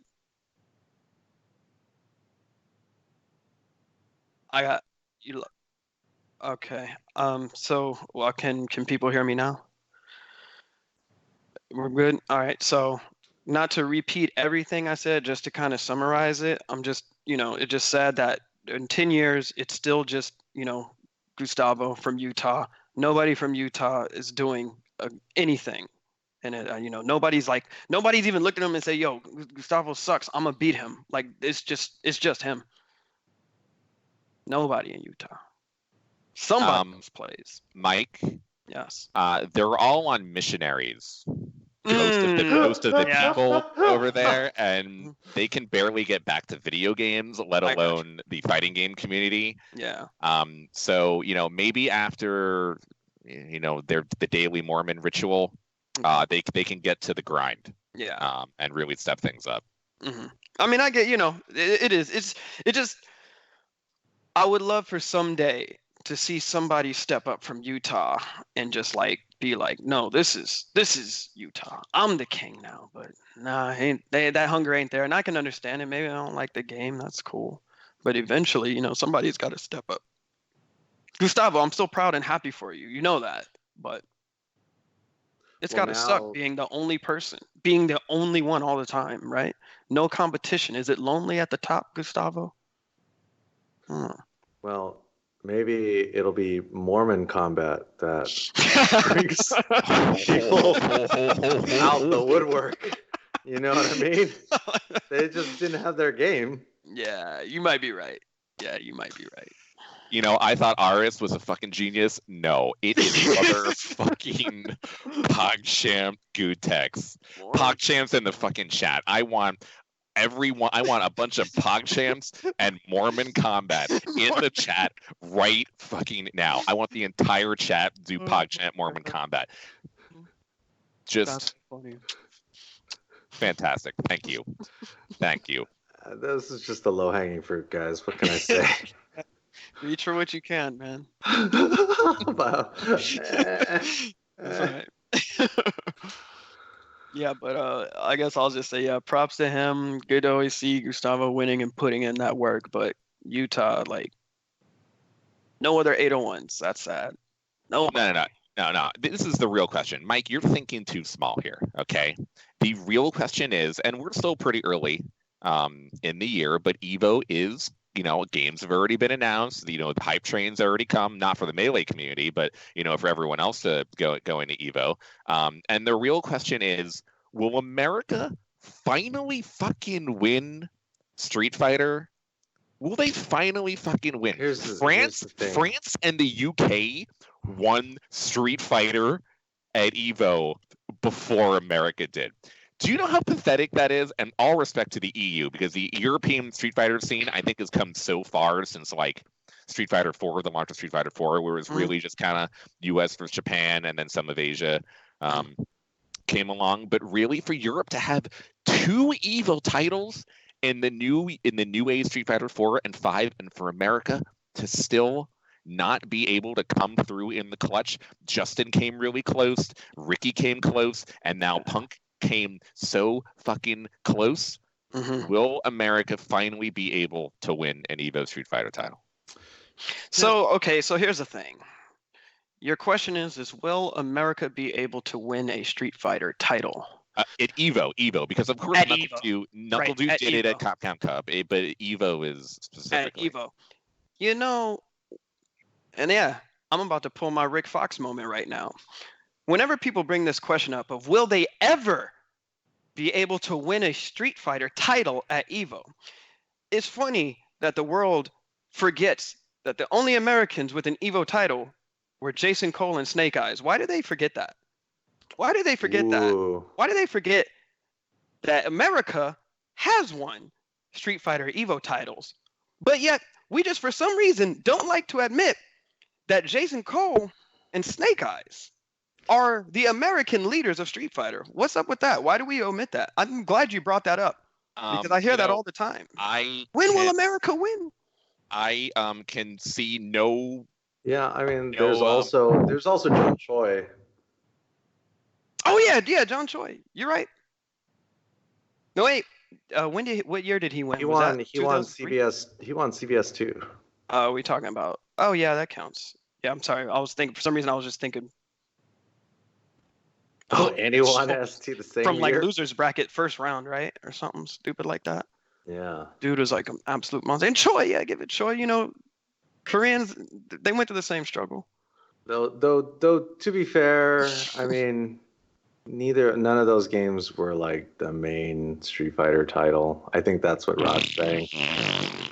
It still counts though, and hey, let's not forget, Marvel 2 was dominated by Justin literally for 6 straight years in a row or something. Yeah. You guys are making so many fucking excuses because neither of you two could come through for America when it's a major Street Fighter title. So you gotta be like, what, Street Fighter 2 HD, it doesn't even matter. And CBS 2 and Marvel 2, and you know what? I mean, they did it back then. All right, fine. You want me to? Rod, what did you place at EVO? Okay, that's what I thought. Okay, you know what? Mike and I have placed higher in EVO than you every year, so don't fucking bring that bullshit into here. You do got me there. You are right about that. Yeah, I don't know. Oh, go ahead. Go ahead. I was just gonna answer Rod's question basically, and say sure, why not? Let's say Punk, Smug, maybe they might take it this year. I'll say they will. I'll say Punk's going to win EVO this year. Punk's going to win EVO this year. He's ready. Punk has the best chance. I actually have a theory that EVO is kind of like the tournament that the established veterans can win, whereas Capcom Cup is a young man's tournament. Interesting. Because you look at the people who have won Capcom Cup and compare that to the median age of the people who have won EVO. It's not I personally, I mean, it's not a knock to either of them. To me, like, it's not like, oh, this is better or one is better than the other. I just personally think it's like a different skill set. It is. And I think in order to win Winning Evo requires a different metagame skill set than Capcom Cup does because it's also sort of like an endurance contest, and you have to get a lot more right in the metagame in terms of your travel schedule and your ability to be ready and your ability to last over the course of 2 days. Well, I mean, really 3 days. So that's why I kind of think it's more of like an old man's, not an old man's tournament. That's not a good way to put it, but something where the older players excel at it better because they've had more experience going to more Evos and taking the meta travel game into consideration. Yeah. Yeah, I don't know. Let's see. I mean, to be truthfully honest too, there's so many players now that are getting tournament results that I don't know who or where these people are from. So I'm just kind of like blindly, pushing for like Punk to win. I really don't even know what the competition is all looking like.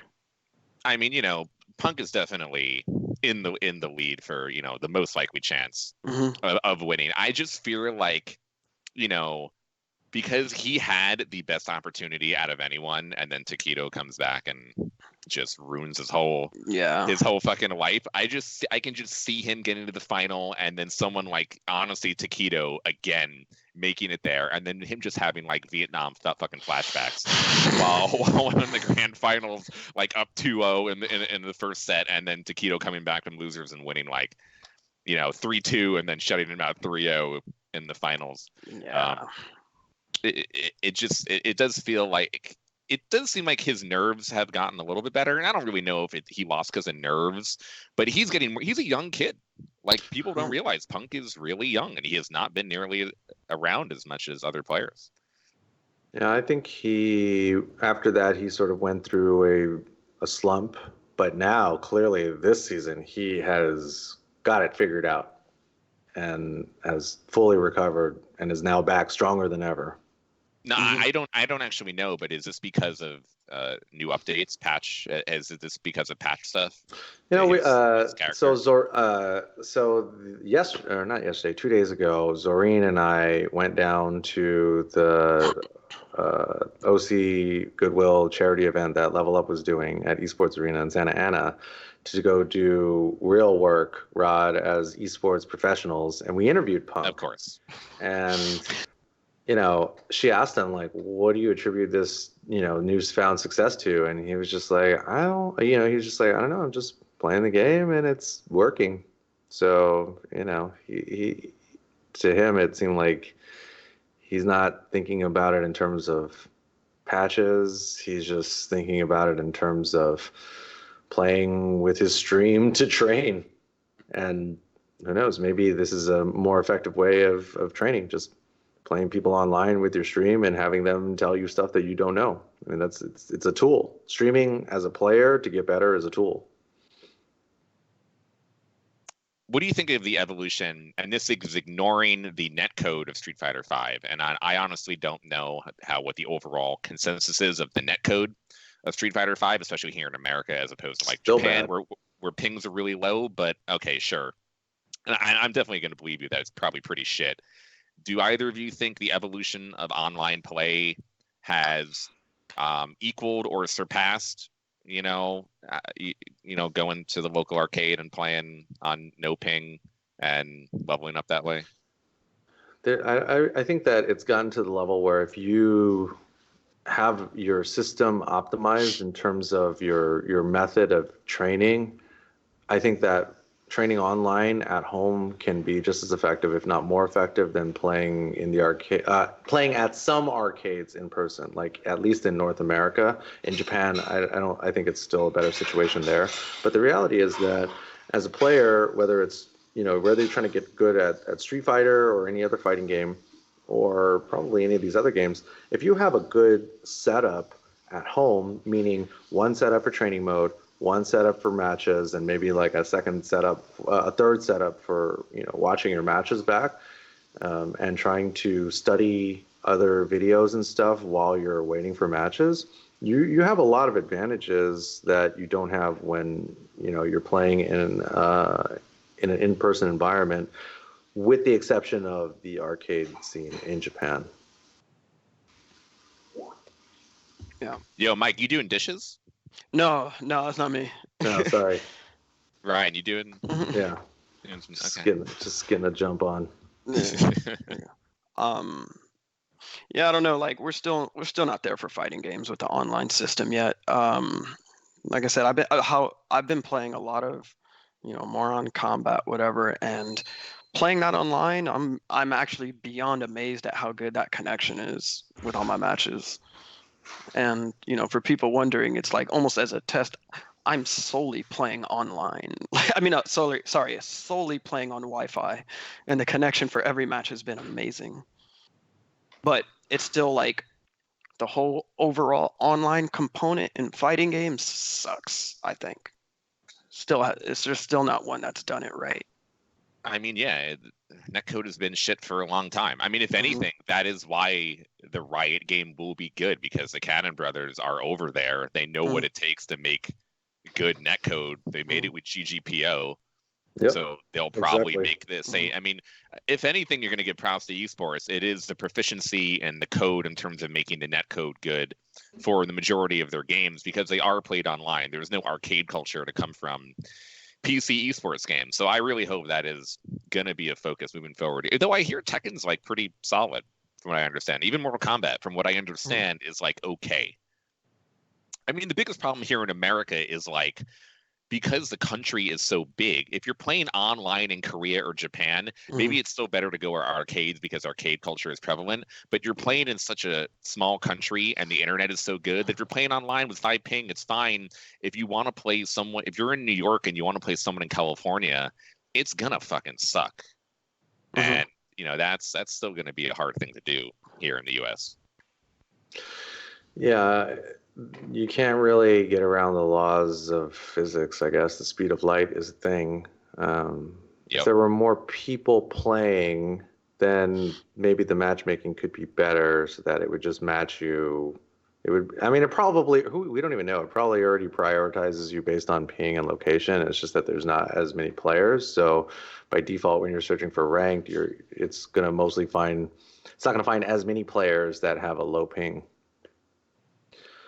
But it's not getting worse. Is Mortal Kombat run on GGPO?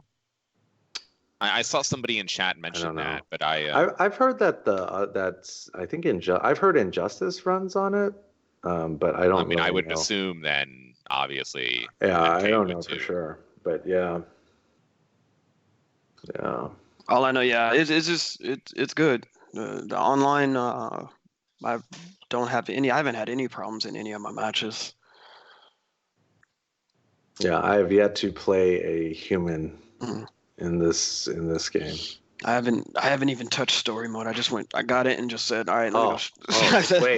Wait till you get halfway through chapter 1. Holy smokes. But Mike, I mean, okay, and spoiler for everyone, if you don't want to be spoiled by Mortal, I know it's a big deal right now. You don't want to be spoiled by Game of Thrones or Endgame or whatever. You don't want to be spoiled by Mortal Kombat. You can turn off the stream right now. But Mike, don't you want to make sure that slavery never happened?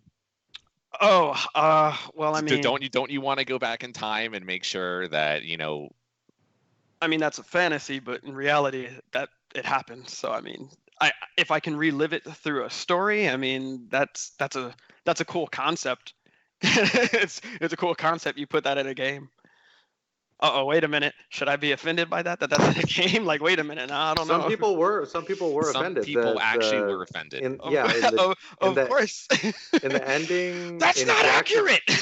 No. In Jax's ending, supposedly he goes back in time and then finds a way to rewrite history and free slaves. And then some people were mad. I hear they were Overwatch League fans that he didn't go back and free all of the slaves. He only went back and freed the black slaves. So people were mad, Were these people also mad when Quentin Tarantino released a movie called Django Unchained? Were they mad about that film as well, probably? I'm sure they were mad at all kinds of things. I mean, as I mentioned earlier in the show, we only have white people in our community, so they don't this is a hard concept. Well, I mean, like, it's You know, this is more on combat we're talking about. They have a lot of diverse characters in there. I mean, do they cover any other crazy topics like this in the game? Like, are they just using their platform to try to appeal to like everybody, I guess, every demographic? There is this sort of political undertone of sort of defending against immigrants. This A is little my bit. maybe I should play the story mode. Yeah, that's what I'm saying. Interesting. I don't know. They got that's a lot of stuff in there. I don't know. The second, we didn't have this in there, but the other thing people are mad at is that the titties aren't big enough. Yeah. The titties are not big enough, and they are not revealing enough. So all those people that really wanted to jack off to, Frost or Jade or whatever are not able to this time. Do either of you think the titties are not big enough? Wait, what did Sonic? Oh yeah, that's a whole other. Wait. Before we get to Sonic Fox and the turf thing, are either of you looking for bigger Mortal Kombat titties? Are you sufficient with the current size of the titties in Mortal Kombat? Because I am. I think the titty size is okay. I wasn't planning on jerking it to my my Mortal Kombat characters. I think they're reasonable. Yeah. I think the amount of titties, cleavage, whatever shown in the game is perfectly fine. But I can understand the frustrations. If you were reliant upon it, you did have posters on it, you did pleasure yourself to it multiple times, and then they take it away. It's like, what are you going to do now? So I do get their frustrations, but for me, I think it's more important to focus on a good game. But it means nothing to me. It doesn't bother me. I don't need that in my game. If I want titties, there's plenty of resources to get that. Like, you can kick someone in the balls and have their nuts like break through their brain and explode onto the screen, and that's totally cool. But the titties are too small. So that is the thing that makes people upset. They don't have a problem showing nuts getting busted. They don't have a problem showing like naked dudes, right? Because I play Garrus and he's shirtless. He's got like his balls kind of hanging out. And they tone down the sexuality of women. Maybe the creator of the game prefers men. Possible. That was not at all where I was going, and you continue to fucking amaze me, Mike. It's a possibility. Like, who knows, right? You take away one thing and appease more to what you want to see. Like, what does that tell you? Like, it's possible. It's not like there's anything wrong with that. Like, you put in what you like. No, I mean, if we could have, I'm down for bigger dicks in games too. Like, if you want to make massive dongs on these guys, like, I don't have a problem either way. Small dongs, big dongs, floppy dongs, hard dongs, left and right, up, down. It's all good. Discriminate when it comes I do not discriminate. I don't. Yeah, that's good. Yeah, I think that it's to the point now where that wasn't the hill that they wanted to die on. Like, if you were to put all of the elements that make Mortal Kombat a, mature rated game, 17 and over, it's the just sheer crazy cartoonish. I mean, it's not even cartoonish. Like, just the brutal level of violence, that plus, scantily clad women. Yeah. I think, based on the current socio-political climate, it was way easier to just continue down the violence road and just basically save any of those costumes either for DLC after the game has come out so that it's not ruffling people's feathers right now, or save that for Mortal Kombat 12 or Injustice 3 or whatever. Because the reality is that, especially because they're trying to integrate, let's say, for example, Ronda Rousey does the voice of Sonya Blade. They don't want to. It's like they're trying to put on this thing, especially when you watch story mode. A lot of strong female characters. They don't want to, let's say, take 2 steps forward and 1 step back by putting themselves in a position where people can complain about scantily clad women.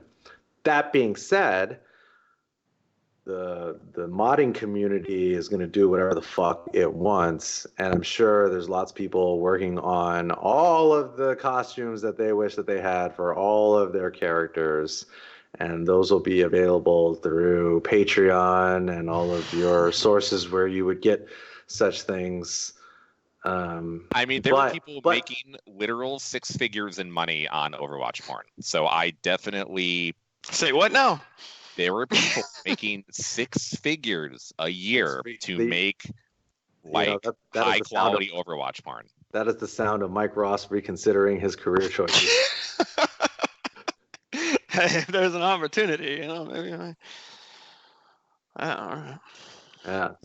I just want to get just real talk right here, and I know I'm going to be SJW Slasher in the chat in about like 30 seconds. But all you fucking guys there who are really actually upset that your titties are smaller in this Mortal Kombat and the clothes are less revealing are probably all a bunch of fucking incels that have literally never met or spoken to a woman in their entire life. And this is why, all you fucking idiots, in the literal sense of that word. We're not gonna, make any other thing. You guys can't fucking handle that your titties are smaller in the video game and you guys can't jerk off to it, and that is the closest that you've ever come to any interaction with the opposite sex. So I understand why you guys are so mad all the time, and this is why you're like furiously typing on the fucking internet and shit, but you guys are gonna have to hold that L and just deal with the extreme levels of violence instead to hold you over. This is the world that we live in, that it is way more socially acceptable to take a hook and put that through somebody's head, stab somebody in the stomach, see all the blood, than it is to see some CGI rendered female fighting game characters. I mean, I don't know. It takes a lot more than any of that to offend me, but that's just me. Mm-hmm. So the thing that Offcast mentioned, the other final controversy is that Sonic Fox posted a video on Twitter, I believe 2 days ago, of him doing a fatality to Sonya, who was voiced by Ronda Rousey.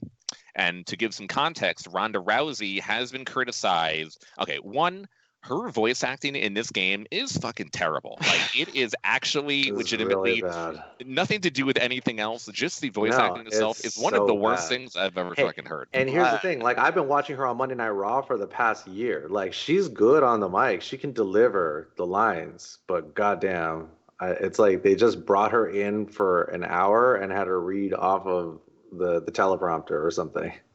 I mean, I would say that's less Ronda Rousey's fault and more the fault of the dialogue, the director of the voice acting. Yeah, because you already know you brought her down there because you need star power, right? You want star power. She's not a voice actor or voice actress, whatever you want to so if she's down there, you got to kind of instruct and direct on how to deliver said lines. It's your job to make sure that you bring that out. But if you're not there, this is just people that are like, hey, of course it's good, Ronda.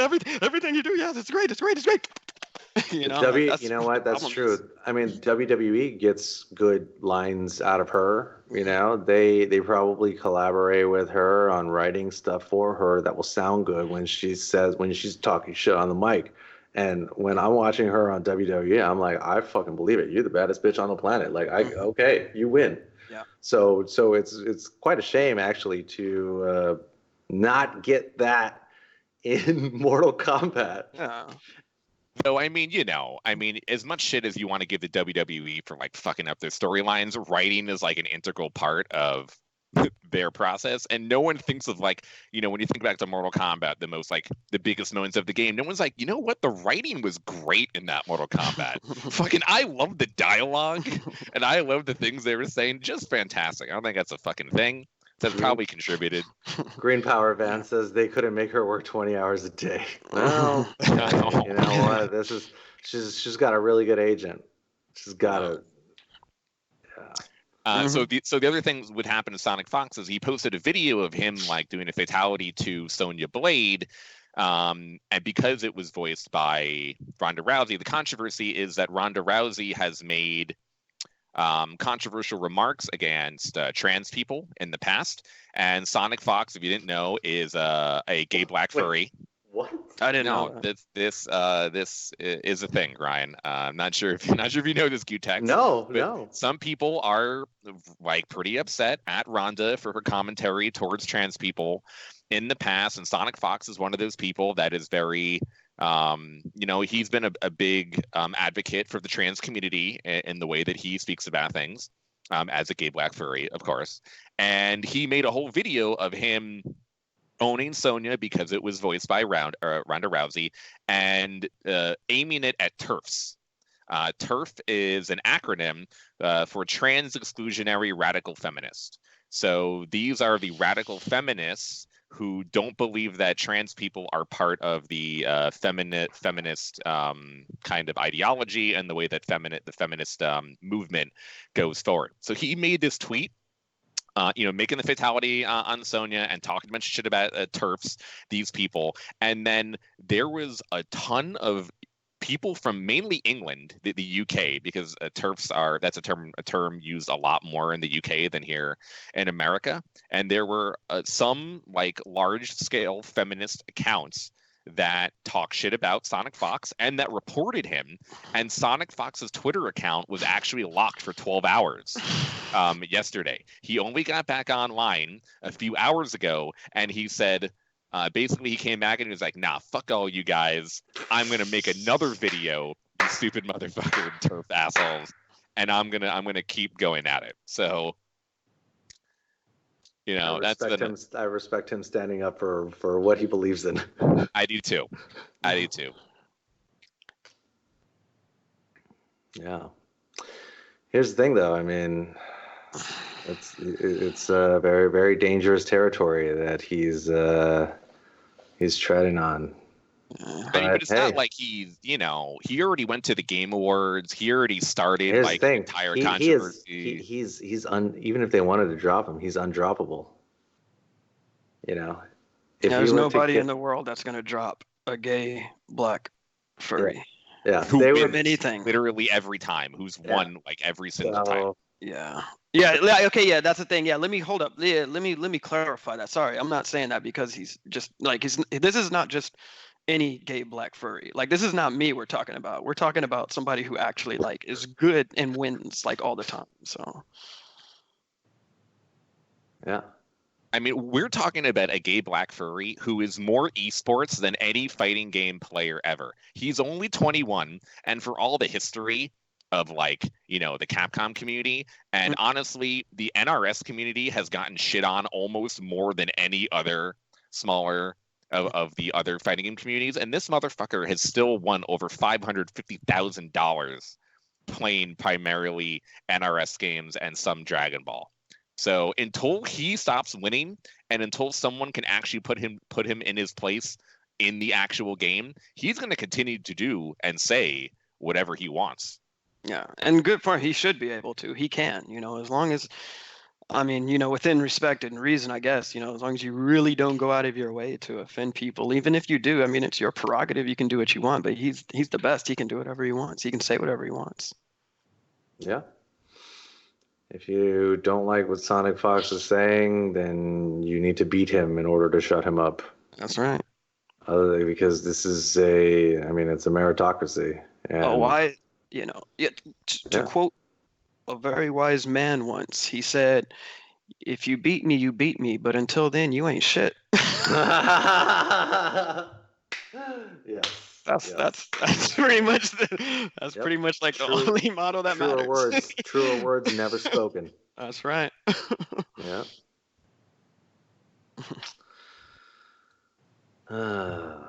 That'll be interesting. Let's see. He always brings some entertaining shit. Every time Sonic Fox is around, he's always making shit popping. Yeah, bro. He's putting the E in entertainment sports. The entertaining in esports. Yeah. And for real, but he made his name off of Mortal Kombat, and now MK11 is the main game. He has an opportunity to this year alone be the first fighting game player to make over $1 million in prize money. If he wins most of the tournaments, and he plays like Dragon Ball on the side, and he also plays in the Dragon Ball World Tour, I could realistically see him winning he needs another 444,000 this year to make that happen. I think that's a possibility. I think he can get over $1 million in prize money just this year. That would be a beautiful thing. That would be a beautiful thing. Well, hopefully somebody is like, nah, I'm not going to let you get that, and I'm going to challenge you and, stop you from dominating. That would be dope, but Sonic is the best, man. He's the best at what he does. Yep. All right, let's see. Do we want to talk about college Fortnite players or cheating Magic players? I know neither of you give a shit about fucking either of these topics. Everyone in chat doesn't give a shit about that either. They just want to hear fucking Mike talk. Ain't nobody want to hear me talk. But I was gonna say, since that Fortnite, I did see that thing where those dudes won, and they're like, "Yeah, now we're done with this game." Yeah, that's dope. That's the thing that I'm talking about. That is literally the topic. So basically, 2 collegiate Fortnite players played at the collegiate championships this past weekend in New Jersey. And after the duo won the Fortnite, they basically went on the mic to do an interview, and they said that Epic is fucking up the game, and that they're gonna quit Fortnite in their winner's interview. And then the interviewer who was interviewing the first dude was like, nah, you can't say that. And then asked another question to his teammate, and that other guy was like, no, actually, we're just not going to play competitive Fortnite anymore. We're going to play other games instead because of how bad Epic is making the fucking game. Mm-hmm. So huge props to these fucking collegiate players who have bigger balls than most of the actual pros who play, games for a living right now, willing to speak their mind after winning the fucking event in the first place. Well, here's the thing. They didn't have very much to lose, did they, Rod?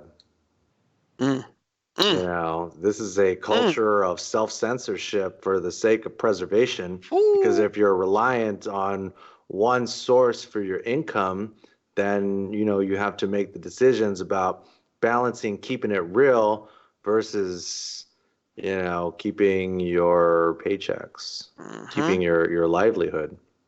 So this is why in the gootecks School of Sustainability, we teach our students to have a plethora of income sources and to never rely on one thing, because at any moment, one of these things could go away. It's a good thing you got half a dozen other things that are bringing in money.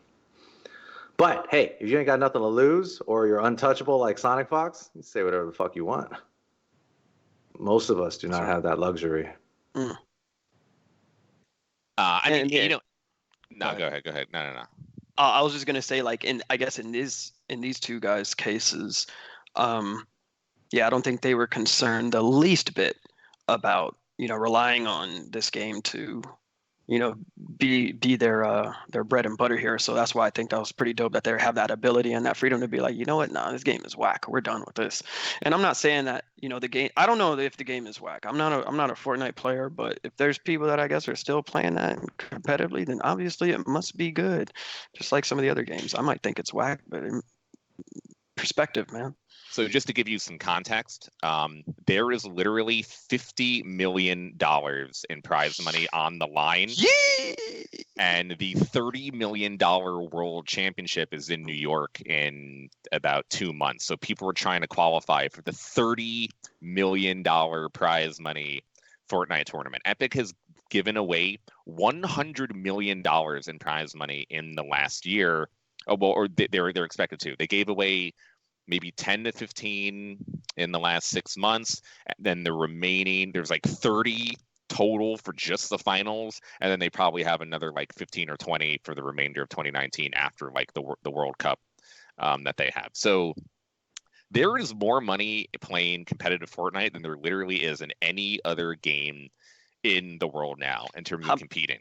How about there's more money in Fortnite than in any other industry in the world? Yeah, also true. That's insane. Professional athletes can't even expect to make something like that in their very first year unless you sign a soda deal before you even play. Like, that's crazy. So now what makes this kind of what it is. The reason that these two dudes said this in this video is because, okay, so when we talk about like Overwatch, and I said earlier, like, I think they're fucking up the game. It's because like Overwatch has had a ton of problems since the beginning of the game came out, really since the launch of the game. And almost every day, because I was like almost like a pro player in Overwatch, so I've been like a top 500 grandmaster player for like 13 seasons or whatever, so I know what I'm talking about in terms of like the actual gameplay itself, in terms of what's wrong. So we've been complaining as a community about what's wrong with the game almost on a daily or weekly basis for 2.5 years. And Blizzard, the way that they handle things is they don't fucking do anything. We've had this stupid, shitty GOATS meta, which is triple tank, triple support, for like 9 months. And before that, we had another stupid meta for like a year and a half called Dive. And we've told Blizzard that they need to make significant changes to these heroes and to like the rank system and to like the game modes, and they don't do anything. And okay, so that's one example. Now Epic, on the complete opposite spectrum, is like, here's a $10 million tournament. Oh, and by the way, we're making a gigantic gameplay change literally on the day of the tournament without telling any of the pro players or anyone. And the gameplay that we're making is we're adding a fucking plane into the middle of the game where you fly around and you fly through the buildings, which is the main component of the game. Or we're going to add a sword where you can literally spin around and destroy the entire structure of anything in the game, another core gameplay element. So Epic has taken the decision where, the game is so popular for like the everyman, the normal people, that they don't give a shit at all what the competitive players are doing. So the pro players will be practicing on a patch or in a certain way for like a month, and then Epic will just release a gigantic update and not tell anyone, and the update will be like huge. Like, not only will the update be a huge in terms of gameplay, it'll be stupid. It'll be dumb. Like, the things that they add to the game are fucking absolutely the dumbest motherfucking thing. So now they've done this so many times that players and even the top streamers like, Ninja or Myth, people are pissed. People are like actually pissed at Epic because they don't seem to give a shit about the core competitive player. And I get it. They're making hundreds of millions of dollars. The majority of their players are casual players, but they don't really seem to care about the people that are grinding the game and that are playing the game a lot, and they're appealing to the lowest common denominator. So you have people like this who are really frustrated, and they will speak out about it. And so you have two sides of the coin. You have someone like Blizzard who doesn't make any changes, even though the entire community tells them they need to do something, and then you have someone like Epic who won't leave the game alone at all, and they'll make massive changes that are also dumb at the same time. Well, it sounds like a bit of a, I don't know. It's your money. You're throwing out hundreds of millions of dollars. I don't, do they even know why did they even get into this? Why did they make the game? Like, what was the thought process? Did they make the game just for a cash grab? No, Fortnite was made, like the original Fortnite was a story, not story driven, but it's called Save the World, and it was not intended to be like a fucking battle royale. They saw PUBG kind of take off at the beginning, and then they're like, oh, this is a good idea, and then it became what it is. Well, you take a clown game seriously, that's what's gonna happen. The game was made just for entertainment. I don't know. Again, like I said, I don't know what they're in. Yeah, you already said it. So it's not that they're trying to be, I guess, the super most competitive. They just wanted to get people playing it by offering, I guess, thousands of millions of dollars, right? Switch over, play our game. Here's $100 billion. I mean, when you make $100 million a month, it's like, fuck it at that point. Yeah, seriously. Yeah, who cares? Y'all are complaining. Well, our bank account just increased even more. I can't hear you over all this change falling from the sky. Yeah, I mean, really, it just is. It's a line item on the marketing budget. Whether it was $10 million or $100 million. this is just what they reinvest into the people that are playing. Mm-hmm. There are way more casual, lowest common denominator players than there are, the top of the top tier players that are grinding this game super hard, trying to get that money. Mm-hmm. And so why would you not try to appease the masses versus really trying to appeal to what is undoubtedly a significantly smaller segment of their player base? Yeah. The vocal minority, right? Yeah. So it's unfortunate. I'm just glad that I'm not a Fortnite player and this doesn't trigger me. But yeah. Well, I guess that almost wraps it up. I think I think this was a good, yeah. Did pretty good today, guys. This was fun. Mike, are you gonna be sticking around? After this is off? After this call? No, I mean that would be cool too. But I mean, like in general, are we gonna be? It's one and done, Slasher. Are we gonna be? You're gonna have to tune in. You're gonna have to tune in next week to find out. Because I mean, honestly, no one gives a shit about me on this show. People That's only not care true. about people That's only not care about true. Ryan a little bit, but everyone is only here because you're here That's not tonight, true. Mike. That's And not true. honestly, Well, that's true. Yeah. no, I'm 100% right here. And you know what? It was so no reason I'm fucking here is that you're here. I mean, I've been like missing out on my own show for like several weeks now. So really, like, you're one of the only I know reasons that that's a I'm lot. even here on my own show. I know you're blowing smoke up my ass because you didn't even know I was here until like 2 minutes before we went on. That is true. Well, I didn't tell him. Yeah. I didn't tell him. I didn't tell anybody anything. Yeah, it's okay. I don't know. I mean, I don't know what that means. Like, I'm just going back to do what I do after this. I'm still gonna be watching. Definitely probably be watching you guys next week. So I told Ryan that before. I was like, hey, I'm watching the conversations. This is how I stay informed. Bro, just take my spot. I mean, just kick me on the show and insert you. I mean, that's what the fans want anyway. They don't give a shit about me. I could never take your spot. I'm not the #1 esports consultant in the world, so I can't offer an insight and information into this world that you can offer, Slasher. I think your knowledge and your opinion is so important and impactful in this world. It's literally priceless. You're a god amongst men, Slasher, and I truly feel that way. What you do, exactly, it's priceless. That's why we don't make any money. Gootecks always fucking coming through with the truth. Mm-hmm. Yeah. I love you, Slasher, for your honesty, your brutal honesty, straight up. Thank you, Mike. The very first time I met you, I hated you. And the truth was I only hated you because I was jealous of how quickly you are quick to tell the truth and not bullshit people. And I was like, damn, I wish I had that ability in me.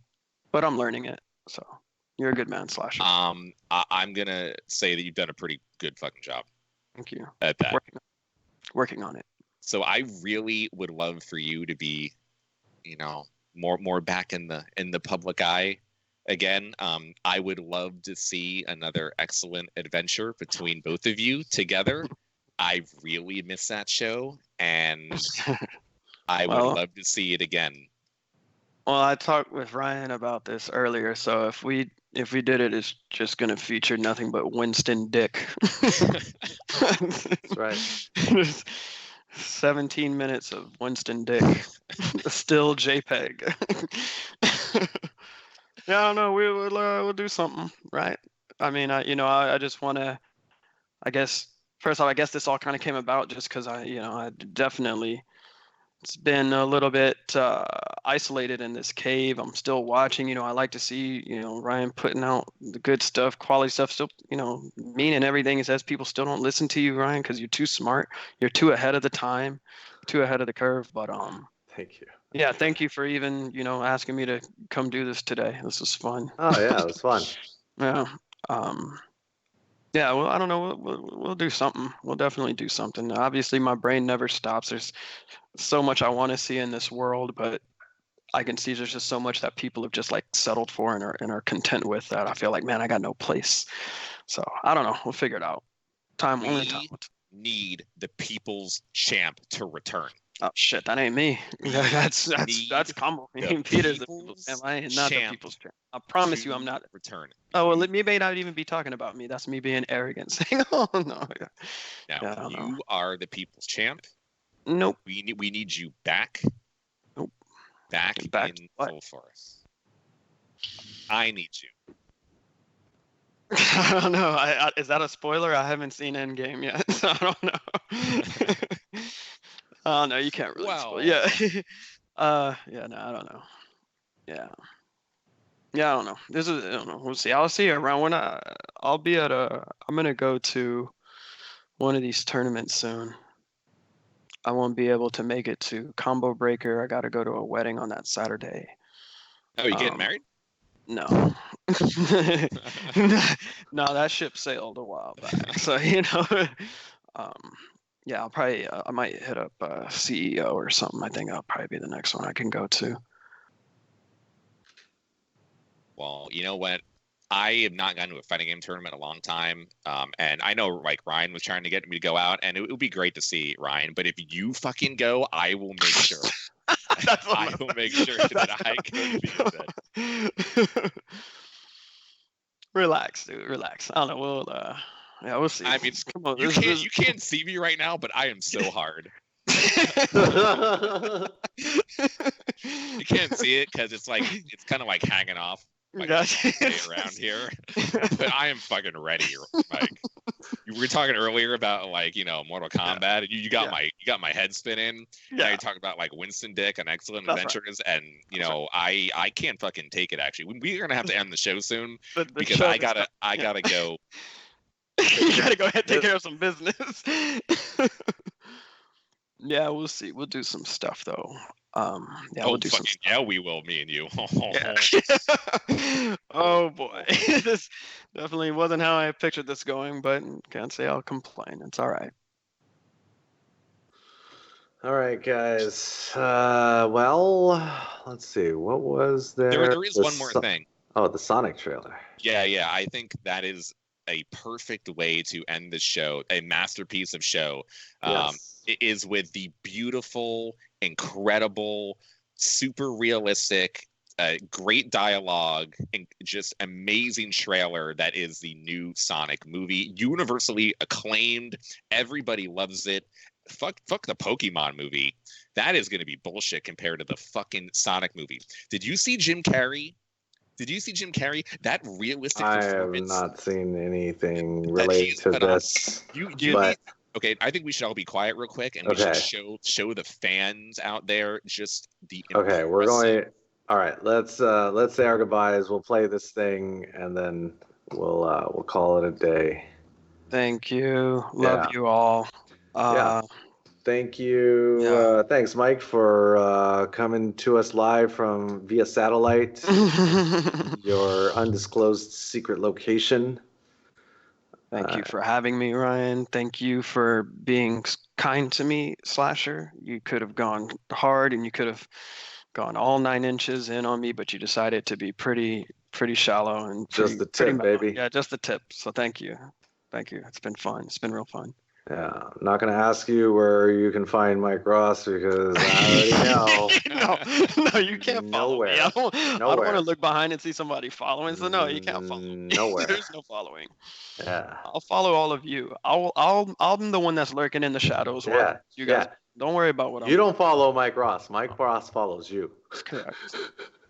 I need the chat to spam PogChamps and hearts for Mike Ross in the fucking chat. Everyone in this fucking show right now wants another excellent adventure, and they want to see the love making between you two. Because as much as my 9-incher can comfort someone, there is no comparison to what the love that you two can bring. So PogChamp, Heart, Mike Ross in the chat. I want to see that fucking chat spamming. I want to see some people getting banned for spamming too much. Make that shit happen. Thank you. Oh, Thank you. That's a lot of love. That's a lot of love. See, the people. See Yeah, the that? people. Yeah. I hope this isn't banned or offensive yet. It might be at some point. I Give mean, it time. for all the things that you said, we might not be able to have a next show for next week. So, this could be the end, and I thought it was an incredible way to go out. Sorry for doing that to y'all, but it was a pleasure. It was fun. Yeah, it was a good time. Slasher, where do they go for more of the world's #1 esports consultant? I mean, honestly, I always say you could just find me, but I'm going to be stalking Mike Ross after this event, doing some investigative reporting. So if you want to find me, you'll be able to find Mike Ross soon enough. I'm going to find out where he is. I'm gonna check the bushes. And report back to you. So if you want to find me, and you want to find Mike, you'll be able to do that real soon. All right, and shout outs to XSplit and for powering this podcast. Lewis is there holding it down, pressing the buttons, making everything work so that we can just focus on bringing an informative show on elite sports and the 1% of gamers. Anyways, thank you guys for watching. My name is gootecks. We'll be back with more. Same bad time, same bad channel. It's a mystery as to what next week is going to have. But we're going to leave you guys with this amazing Sonic the Hedgehog trailer. So thanks for watching, and we'll see you guys later.